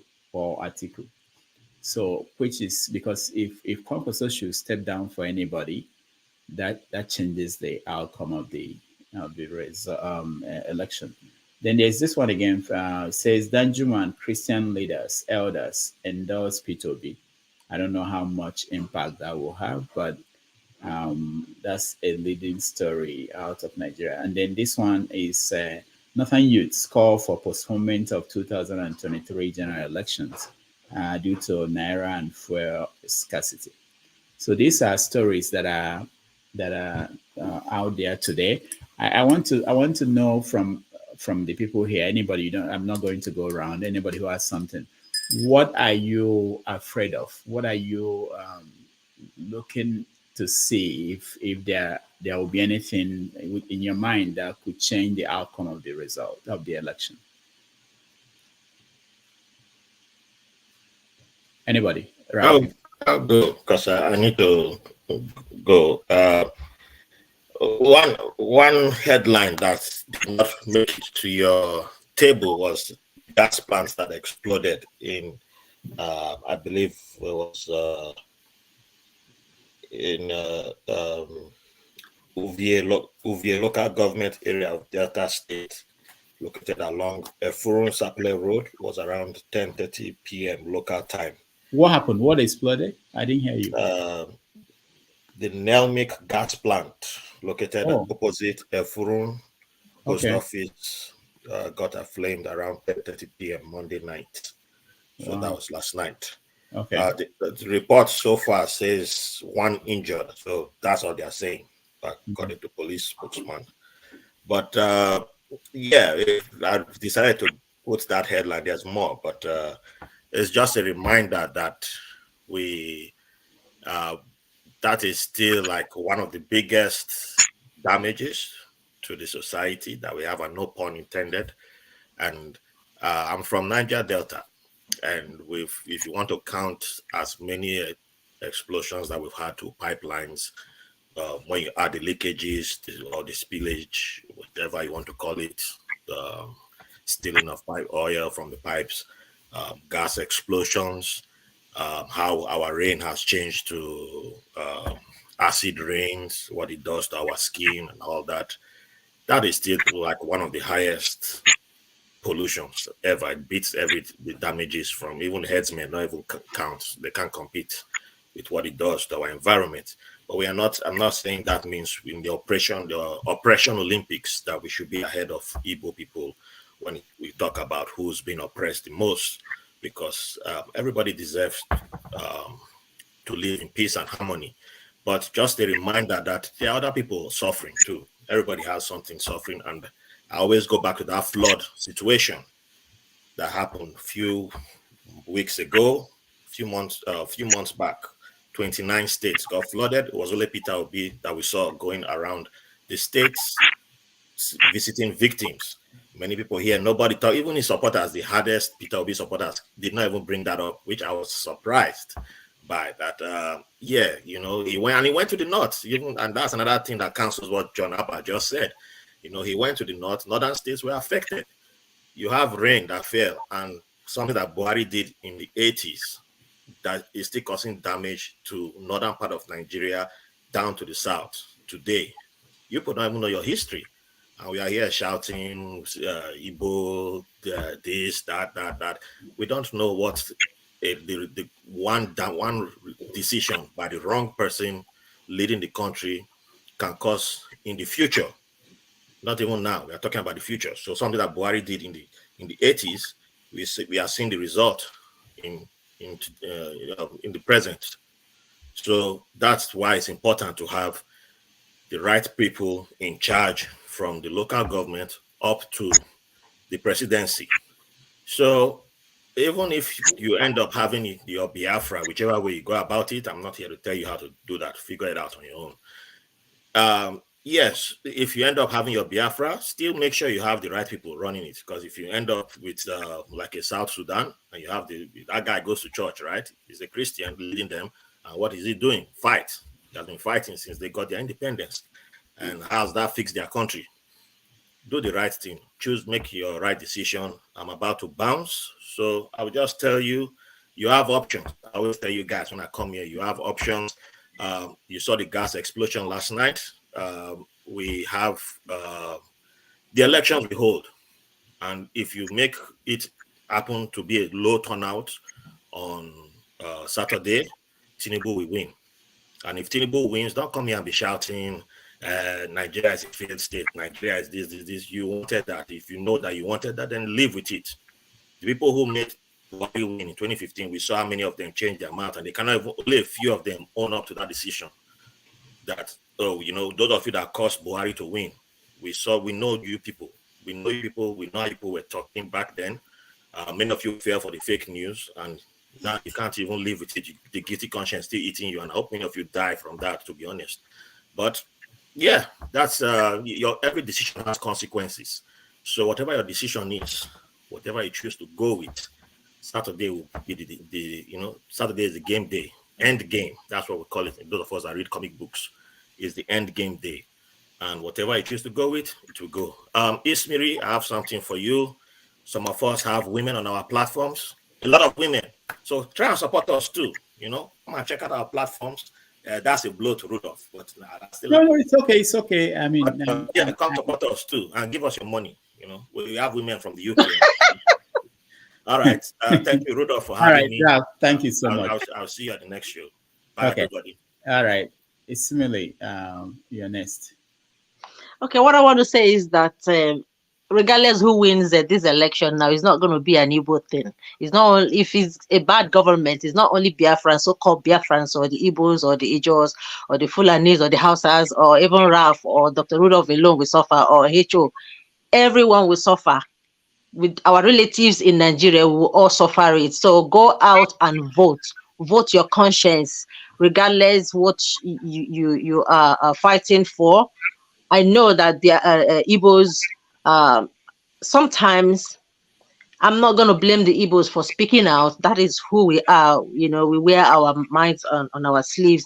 Other ethnicities speak out in different ways, but we should not be condemned for being an Igbo. I'm a proud Igbo, and I'm happy to speak as an Igbo person.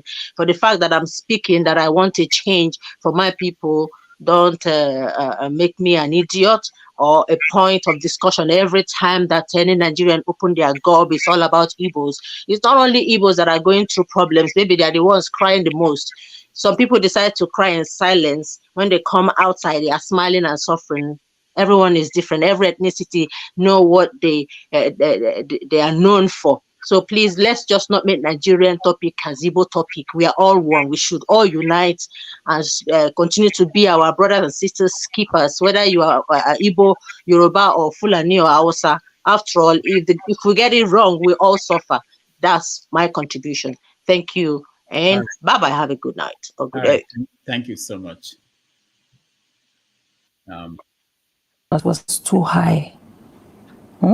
People were expecting so much from us.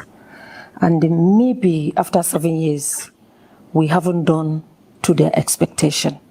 Only God knows what is in somebody's mind. Or as a human being, you cannot say that you are right or we have done what we should.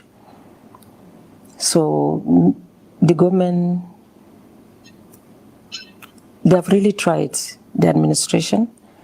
They have done their best, but maybe it's still not the best to others. To them, they have done their best. So only God knows. So we must apologize to Nigerians, whether we have met up with the expectation or not. So in what areas do you think that they could have done better, maybe in your own opinion? I don't know, because my office, I run it like an NGO just to receive people. I'm not into government activities. My own is to support them, either on health or education.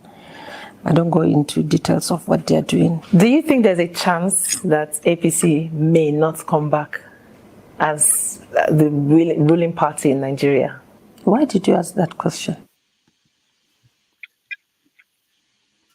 All right. That's Aisha Buhari making an assessment of the husband's administration. I know what say they don't do.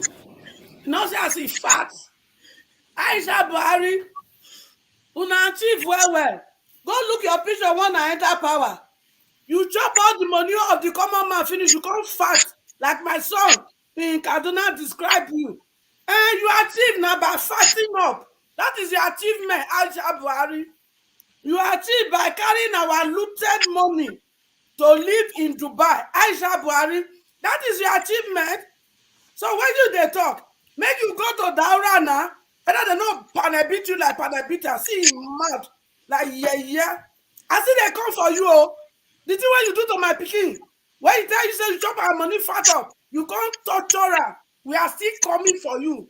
It is not over until it is over. See your mouth.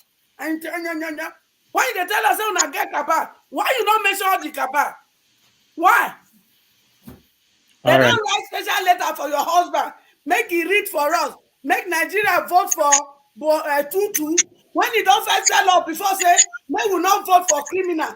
They put gun for him neck. Say, if you not make special announcement, make they vote for Tutu. They go kill your children. You think that we don't know? Stupid woman. See him hair like coconut, oh, and he teeth when he in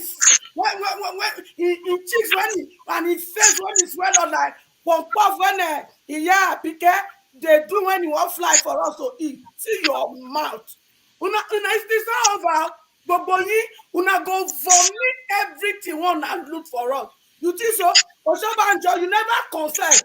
You go tell us the person when you collect that 3 trillion. No, you go tell us. Not just do that, mama. You dey tell us say the person they contest. He say he want change Nigeria. So you know the person when collect 3 trillion for us. And when I get audacity to tell us say there was no money to take settle ASU to go back to school. You never start. He never over. After the election, we go start the real music. Now they hear, see their head like Kabashi. I don't know what I go call una. Aisha Buhari, go and vomit our money. You too fat. Our money will take fat. Echo, I was going to say that we had we made a press conference and a release in which we expressed our concern that neither I, as the gubernatorial candidate of Labour Party, nor any of my colleagues and associates were consulted on any important decisions by the party.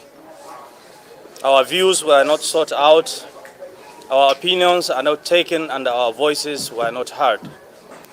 As a coalition of Labour Party, gubernatorial, senatorial, and House of Representatives and House of Assembly members from the Northwest, chairmen and members of the Presidential Campaign Council, members of the Gubernatorial Campaign Council in Kano and the Northwest, and zonal state coordinators, we have decided as a group unanimously to endorse the candidature of Asiwaju Bola Ahmed Tinubu. All right. Experience. Are you there? Hey, God. Experience. I don't know, say, Dr. Damages. Yeah. I don't know, say, our electoral process. Now, for you to just register, when it reach time like this, you go sell your position to the highest bidder. Jesus Christ. Okay.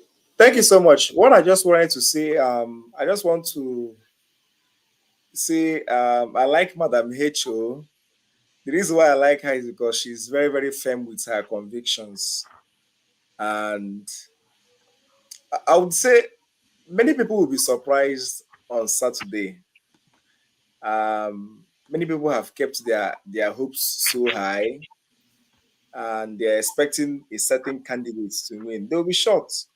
To the best of my knowledge, amongst all the elections that I've witnessed, the only election I can say to be free and fair was the one that the 2011 election in Imo State of Rochas Okorocha. Even though his second term was very, very questionable, his victory was very, very questionable. That was the only election I could say people really wanted. So people should expect a shock on Saturday, because they don't have elections in Nigeria. They simply have selection. The president of Nigeria is already selected, so don't be surprised. My only concern. Experience. Who selects them? Who selects them? The system already made that made it a country, and those that are maintaining it in Nigeria, they are the ones that select seats. Your PVC gives you no right; it gives you no power. All right. They have already selected their leader. So the only concern I have is that because many people have kept their hopes so high. So following the general election, many people will try to revolt, feeling that their elections or their votes didn't count. So the concern I have there is that they might decide to vote for the federal government to unleash their security thugs or what they call the army to quell or to douse the situations, thereby hurting many people. So people should just be concerned because your the next president of Nigeria is already decided. So All they should right. just keep their close eye. Thank you so much. All right. Thank you. Let's see. Data, they are receiving no kobo because they have brothers in abroad who are sending money to them. That is what she said yesterday. And if you have more than 5,000 naira in your bank account, you are getting nothing. You see what the Fulani woman telling you, a old Yoruba woman, and the money, this so-called money, they are all this money they are sharing come from the south. The royalties they get, the money they get from the waterways in the southern part of the country, and with the crude oil money from the Niger Delta, they are sharing it, giving them to the north. And Lagos is getting nothing. God will punish them from Buhari down to Tinubu. How the APC leaders, God will punish them one by one. Amen. This is the end of APC in Nigeria. We told them, Mama Ishadi Awolowo wants Tinubu. Chief Ayodebajo wants Tinubu. He will never listen. And he has seen what the Fulani man can do to him now. He has never learned from history. The Fulanis, that is how they dethroned the old, they made Afonja, they made him a useless man in Ilorin. Fulani took over Ilorin and they killed him. Ibrahim Taiwo, he was beheaded, a Yoruba man from Ogbomoso, he was beheaded in Fayewe, Kaduna. Chief Awolowo, that is how he was used and he was dumped. MK Abiola, that is how he was used. He was killed and his wife was also killed. Nothing happened. And the same thing will happen to Tinubu. The same thing, a worse thing will happen to Tinubu. I pray to God that God will spare us alive. Beyond 2023, Tinubu, hey, God Almighty made me. Good Tinubu will suffer. And nobody, he will never get sympathy from anybody because he has been warned.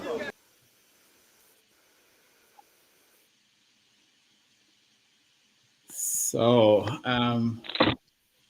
where do I go? NWC. NWC, your final thoughts. Hello, Doctor. It's called me. All right. You called me to talk? Yeah. Okay. Well, on a final note, turn left onto 8th Street. I pray elections we hold by God's grace, and INEC is assuring elections we hold. Like I've always said, my concern is people trying to use whatever means are available to them to try to score through the elections. Violence, compromising of INEC officials and election materials. If INEC can ensure that their staff and people they engage, ad hoc staff, are not compromised, and the security agencies do their work by protecting voters, materials, and INEC officials, elections will go smoothly, because as the results come out, people will be seeing the results. So all forms of manipulations will be avoided. So I just pray Nigerians go out and vote and try to make a positive change for their country this time. We are bleeding. I pray it will be better this time. Thank you. Thank you, Ndewiki.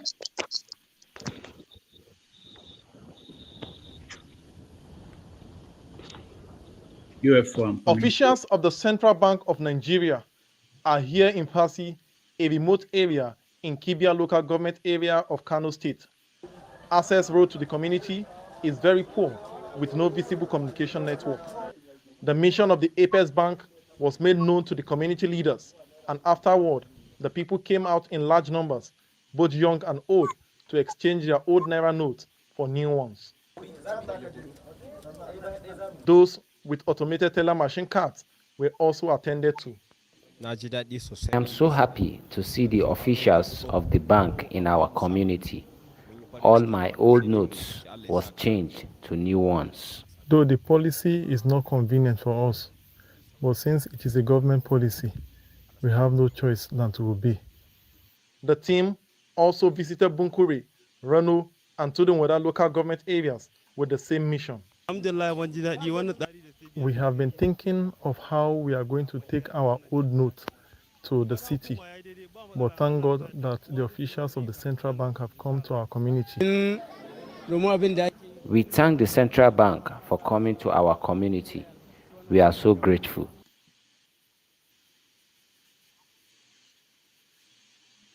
All right. The deputy director of the central bank went to the remote areas to help them to change their money in Kano. Eddie, did they come to your where you come from? No, so Mefolo should have started from his local government or his ward. Are you from the same? No, I'm not. I don't. I want the Mefolo to start from his domain. You know, you see how these northerners, like I was saying, in as much as they are suffering at the moment. I'm talking. In as much as they are suffering, but you see the things they bond together. If the deputy director of the CBN could go almost house to house to exchange, what are our people doing? People from the south, people from the west. Exactly. So it's just you see, the North will continue. I'm not against the North, by the way. Anybody is eligible. Anybody can be president of Nigeria. But the thing is, the North, they've got a bond that we can never have in the South, in the West, in the East, in the West. We can never have. We'll be doing big man. Exactly. How big that guy is for the deputy director of CBN to go in person. Another funny thing is, there's supposed to be, if it was in, say, for instance, in Lagos, you see the amount of security that will be there. But you see only two Mopo with gun. Where are the ISWAP people? Where are the Boko Haram people? You know, where are the bandits? If they are carrying coastal boats to convey that amount of money, wouldn't they have taken it? So it just really, I mean, something deep is going. Something. The whole thing. Looking at the picture, it's like you say in your show, a picture says more than how many words you say. Yeah, something like looking at that video, I was like, so many things was going in my head. You know. I think, and it is a food for us, all of us. When our head they do score from south, it is a food for us to think. What is wrong with us with this unity of a problem? What? Don't look at the North, just like Eddie said. They are going through a lot of problems just like us. And yet, they are united for one purpose. But for us, unity is far away from us. All we do is to come and be fighting each other, making one tribe to be the only oppressed in the South. Igbo. Every time we come to this platform, as if other tribes in the South are not facing the same thing. When will Igbo stop this noise? Is it that other tribes in the South are not facing what you people are facing? Enough of this. And let's unite and be able to deliver ourselves from these people. All right. Thank you, Echo.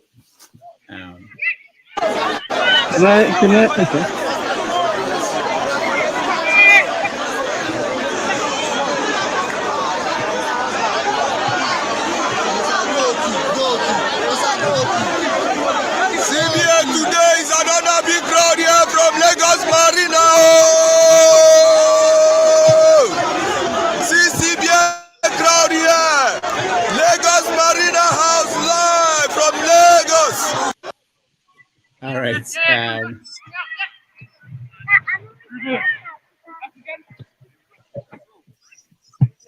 We're here. He's obedient. Yes. And butterfly. She's butterfly. So the idea is we must tell our viewers how do we advise the fans of both our principals what they should do this election? Yeah, I think let us have robust arguments. Respect each other's views and opinions. And at the end of the day, instead of quarreling and cursing, let us try and convince one another. Exactly. Like I'm trying to convince her now to response to this. And I'm trying to convince Obedient to vote to pacify it. Either way, we are Nigerians. We want a better Nigeria. We want a better Nigeria on both sides. So please vote your conscience and just be safe. One love. One love. My Obedient people.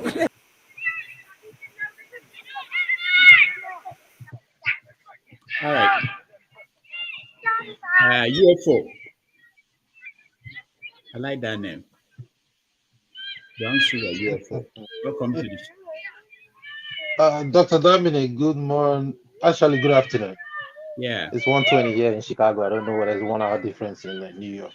Yeah, it's 2 Yeah. UFO is not just a makeup, but those are my initials. Oh, your initials, okay, because they've been shooting down UFOs everywhere. So that's what I'm not flying around though. I'm still walking. All right. Yeah. So we're just rounding up. Yeah, just you and Matt, and then not by force, and we're done. Hey, Cho, nice to see you. Hello, sweetheart. Make you know the vex like I know the cost like that. Calm down, I beg. I know the cost now. Bible now. You dey read your Bible. Go read some. Go read. If you also read Isaiah, you will know say God tell Isaiah say make you calm down.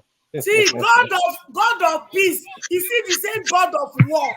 Where we dey now war we dey. You dey hear me? More than God is peace. Me, I know their peace. Now 2 edges war now they use. Enough of this thing. Don't you see what the student has become? Don't you? The God created to become Yahoo. The God created to become Olosho. The God created to become kidnapper. The God created to be that. You can't go home because you are afraid you will be kidnapped by your own children. Stop this bullshit. Enough. It is war. Echo, see my medication trying to take for blood pressure. See medications trying to take for blood pressure. I did surgery not too long ago. My spirit calm down, my blood pressure level well. Contestant. Just take it easy. Take it easy, I beg. We all like you. Anytime you come online, we day happy. Echo, what? You don't see how much what's the rounding up topic? 3 trillion. Go and look at the video. 3 trillion. And he said the person they currently contest say now he won't fix Nigeria. Can't you see? 3 trillion. Is that not enough to repair our university? Is that not enough not for lecturer not to go on strike anymore? And yet they can't mention the person. Those idiots. They can't mention the person. All right, UFO, go ahead. It is well. It is well in Jesus' name. Dr. Dominic, last week I was here last like some days ago.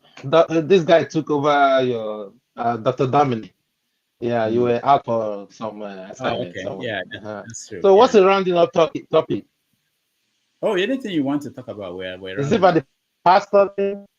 Anything, anyone that brought you on, anyone that felt like you should say something. Oh yeah, you know the pastors, the men of God, the men of God coming up to endorse Peter Obi, directly or indirectly, the way they play games on the pulpit. I believe they are I look at them like social media influencer, so they have a lot of influence in the Nigerian pop, I believe if what they say, has a lot to go with the support of Peter Obi because of the way they have influence around people, even around the globe. You know how it is. The men of God have it's just like the same thing as people who influence social media, advertise products for people, have millions of followers. That's the way I look at those men of God who, whenever they say something, you see how people go around shouting, hey, So I believe it's just one pathway to, it's an addition to Peter Obi's, home base. So I still would not criticize them. I just respect them for, because anything that is happening right now, I think is, for me, I look at it from the spiritual angle. So I know God is on behalf of everything, is orchestrating everything, to make it work out for good. He said everything will work out together for good. So that's what I believe. So let's just look at the theater and see what comes out of the other side of it. All right. Thank So you so that's the much. way I look at it. Thank you, Dr. Damage. I'm Why looking you forward for your why regular are you show. talking about Atiku All and right. Tinubu? Why not Tinubu? What do I have to say about Tinubu? If you don't know that Tinubu and Atiku should be cast away, then I'm sorry, you are not yet in. I'm not yet. I cannot discuss with you. Anybody that doesn't know that they should not vote for Atiku or Tinubu, as in for sure. If you don't know that, I'm sorry. I can't even discuss with you because your own problem is different.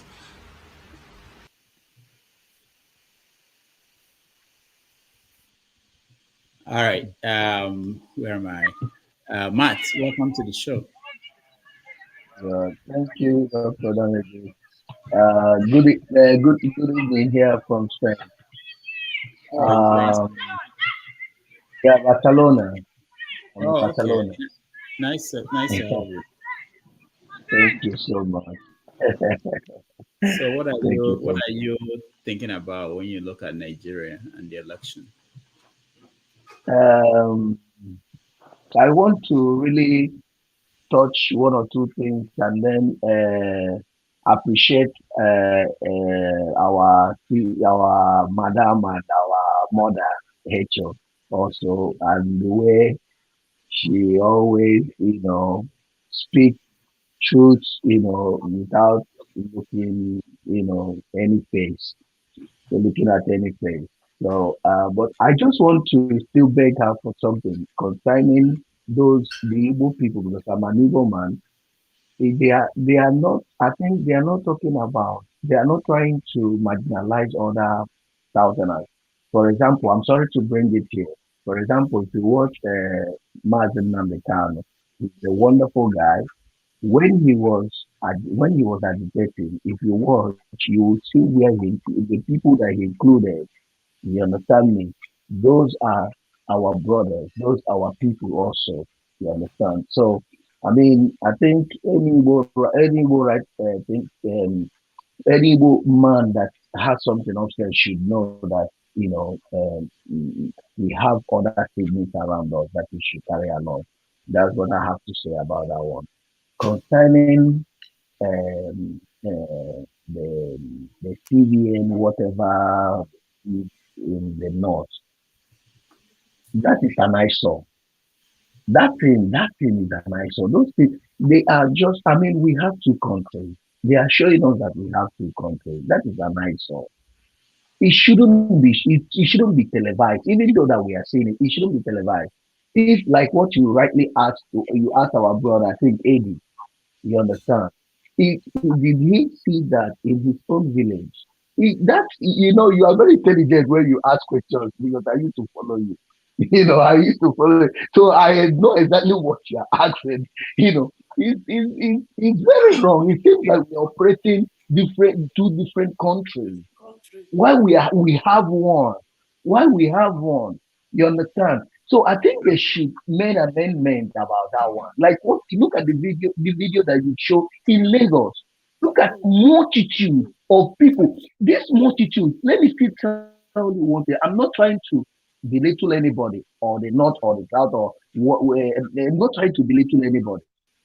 Who are those paying much taxes in Nigeria, high taxes in Nigeria, is those people that are in Lagos. Those people that are in Lagos that are not getting that money, they are the people they are collecting that tax from.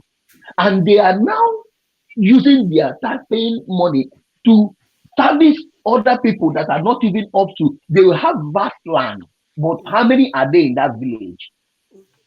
This is unfair. This is why Nigeria should be very, very, very careful in what they are doing. Let me ask a question here. In spite of what they have done now, do they feed more than people that are in the north? Do they still feed more than people that are in the west? In the west, so they are still the same way they are. You understand what I'm saying? So please, these people should stop showing us this kind of video. It provoked people that are in the south and in the west. It's not a good thing for us. We are more especially at this time that we are now is a delicate time. I want to still use this opportunity because I mean this is the third time I've been in your program. Maybe sometimes I used to find it difficult to to stretch in because of a lot of people. I'm lucky. I must thank you for having me here today. You know, look at Simon Ekpa. I want to ask him. I want to beg him, please.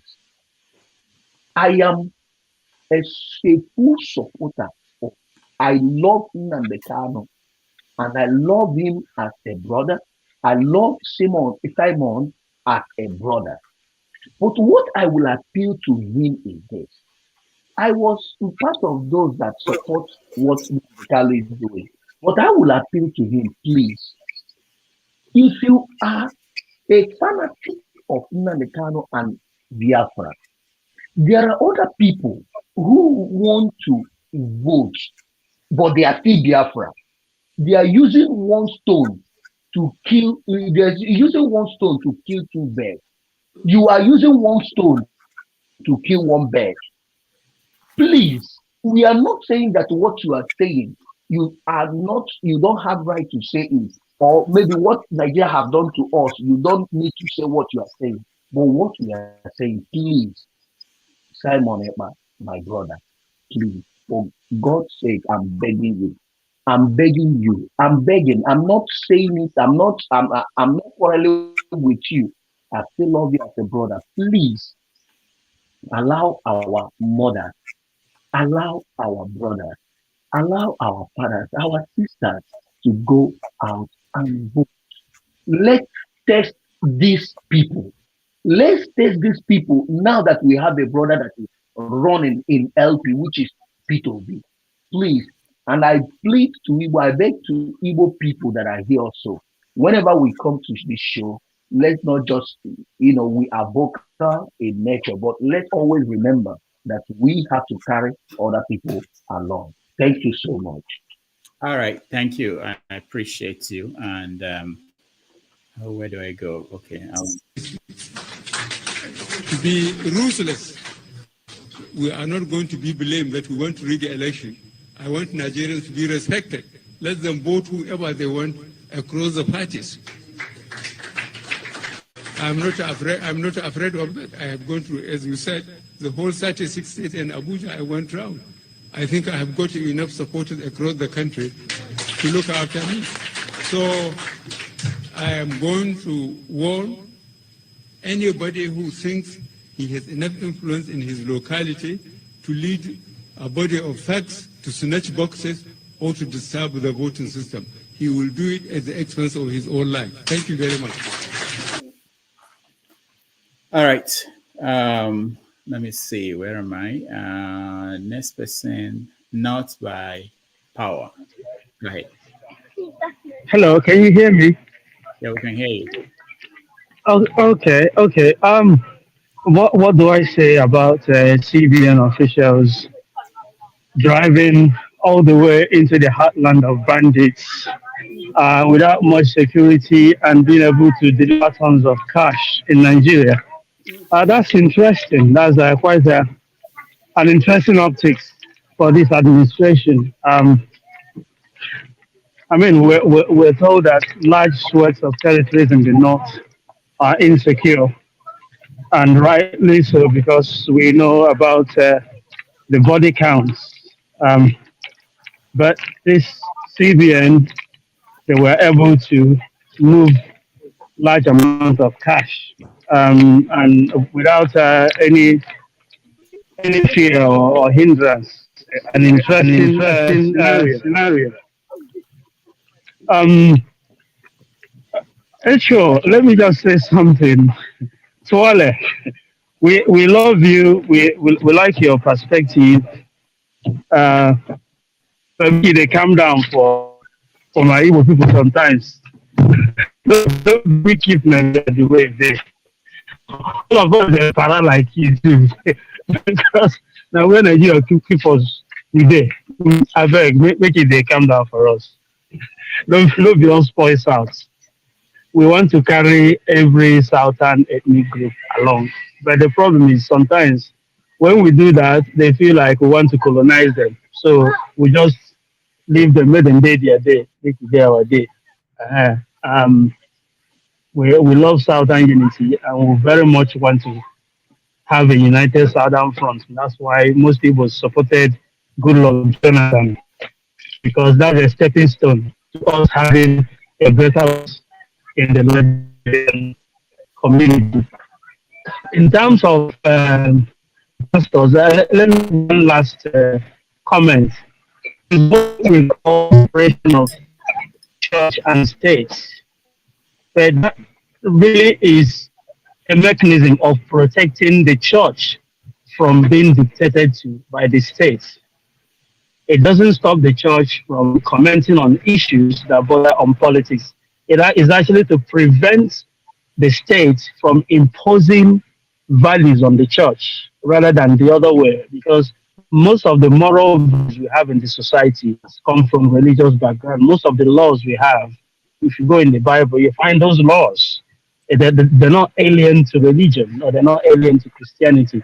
So Christian organizations are well within their rights to make comments. Of course, they don't wield any power. It is the state that wields power. So that separation of church from state is put in place to stop the state from dictating to the church, not the other way. Because the state can actually impose a will on the church impose on the state. There's only states that influence people. That's my last comment. Thank you very much. All right, thank you. We appreciate you. The next person we go to will be Open this place. Now charger head what they find. Charger head. Yeah. See where madam they throw my money. They throw money they put for house. See where madam they throw money they put for house. See house. See house. See everywhere. Under bed. Under bed. I just make her find my charger head. See where madam they throw money they keep. When they tell madam say every money make we use cook soup, he go say you know the money no day. I don't have money. See am, see where she pack money. She dey throw money under bed. See am, and now they don't accept old currency again. So all this one now, how we go do am? I never check how much it be. Oh, I never check how much it be. And they sweep and they see more of the money. And madam know the house. She don't know even wetin dey happen for herself. She go don throw all this one and forget am. They see her, and my charger. See my charger, and I fall enter under bed. I say make I just remove bed, pick the charger up. See her, because of charger. I don't scatter my bed. Now when madam they pack money, see, hey! Women. See her now, see.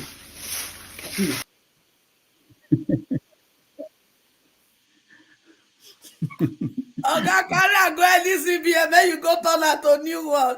But it's so sad. all right. Erastus, you're next. You're final person. Yeah, thank you very much. that was a good one though. I mean, the madam don't do anything wrong now. The woman is so She even forgot that she had the money there. exactly, because maybe the guy didn't even think about saving. So it's a good thing. She's saving him up for any days. All right. So I think Nigeria is in a good shape. I mean, the future of Nigeria is in a good shape. At times, speaking with my family, I'll tell them, I'll say I can't even imagine what we would look like right now if somebody like P2B was not in the picture. I mean, it would be disheartening. It would be hopelessness totally if somebody like P2B was not in the picture, and we are stuck with the likes of Tinubu, Atiku, and Kwankwaso, and maybe one other southern front that, of course, we all know is going to amount to nothing. Number one, Nigerian politics will continue as usual. These politicians will come to the market, fry corn, buy tomatoes, go and fry akara. Their usual campaign pattern. All right, P2B actually, I think he just changed the paradigm shift. He just created a paradigm shift in politics, and not just creating the paradigm shift. He kind of woke brought everybody's attention to what really matters when it comes to good governance. So I think there's a hope. There's a bright light at the end of the tunnel. There's hope actually for the future of Nigeria. The only problem I'm seeing right now is, like the other brother who said that this thing is, he's seeing it from the spiritual angle. I'm not quite into religion and spiritual things, but I still believe that there's a boss over there who organizes the affairs of men, right? I'm not churchy, I'm not religious. I haven't been to church for like 5 years, and I'm not sure I'm going in the next 20 years. maybe my wedding day, if they pressure me to do white wedding, if I marry a white woman.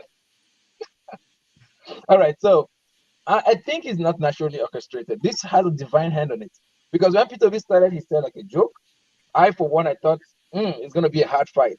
But just every day is one good progress, is one thing happening, is one thing happening. And then, very unusual of Nigerian parties, they are fighting themselves. The big ones, PDP and APC, all eating down themselves. So it's an unusual, I think it's a shift that we must all observe. Every country that went from where they were to, from mediocrity to excellent performance had hard times. They had really hard times. If you look at Germany had hard times. So all of these countries that would have, I think Nigeria has paid. South Africa, look at them. Although they are not in their best shape, but of course South Africa is better than Nigeria. Every country that had gone above mediocrity would have observed real hard times. And I think we would have had our own fair share. All right. And whether they don't like it, whether it's uncomfortable for them, or the likes of Dino Melaya will say, yeah, Peter is excellent, but it's not his time. Whatever they say, I can bet it. Dr. Damages, mark my words for it. And I'm not being optimistic. I'm telling you facts, what will happen. Obi will win this election. Either he wins it in first ballot, or he will win it at the Supreme Court, which is not something that's unusual to him. He would win it. And that is the promise of hope to Nigeria. We know that there are issues that will happen during his presidency. These guys will not go down without a fight. But Obi has the political willingness to do it, and he has the tenacity. He's a dogged man. Don't be deceived with his small voice. He has a steel spine. He doesn't bend. Buhari bends. We've seen Buhari bend and bulge, not Obi.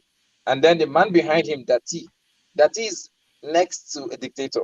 If you leave Dati alone, he will be a dictator. He will be an iron fist man. It's a slim line. If you listen to that man, he's coming with anger.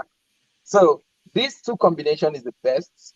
Not like they're the best people, they're the best presidents in the world, but as it regards the timing.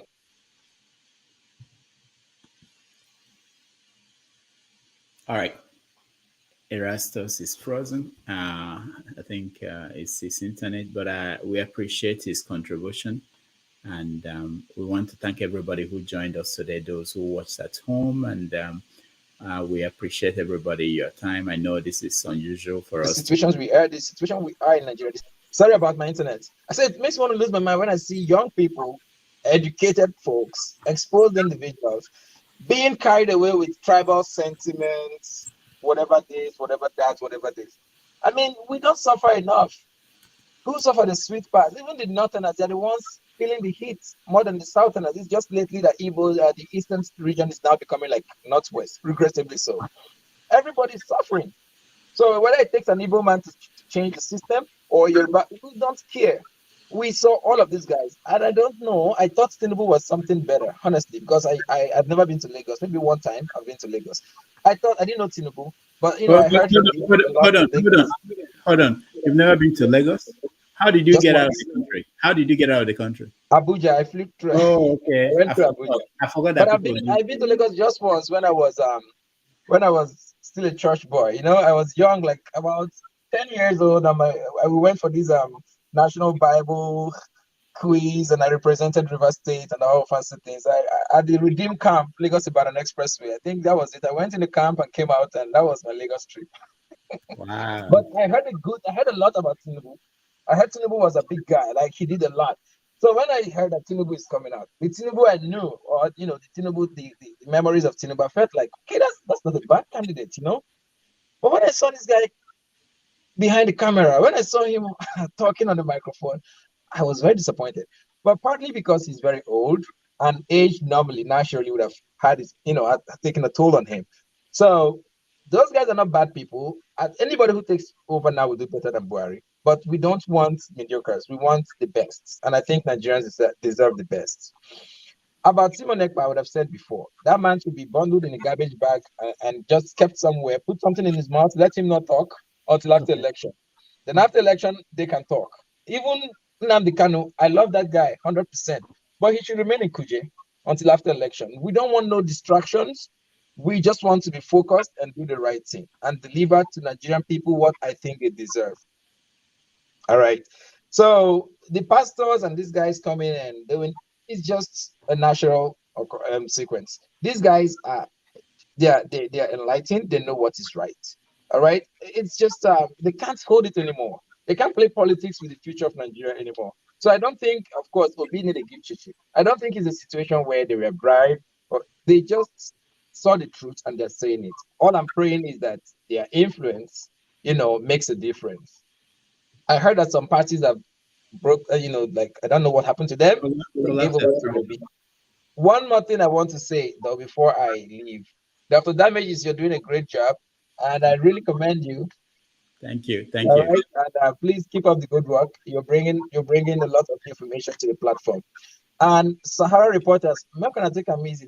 They report those not so nice information about Labour Party, even if it comes to your notice. Just play partiality for now. I beg. And I see some kind of news don't know nice. And Sahara reporters are saying, God, which kind of thing it is? I beg, if we'll be messed tomorrow, no talk about it, and we no one here. Because the one will slap past the ones who on the space. I beg, just people be alone. Come on to me for the radio. I beg other people. You talk about them, but just no, I'm not at Sahara now, so I'm not with Sahara. Okay. Sorry about that. I used to the run Sahara reporters. No. All right, good. One love, brother. All right, thank you, everybody. Thank you, H.O. Thank you, Matt. Thank you, Eddie. Thank you, Erastus, and thank you, UFO. I will see you guys tomorrow. We do another 2 hours tomorrow and every day until the election. Bye-bye. Peace out.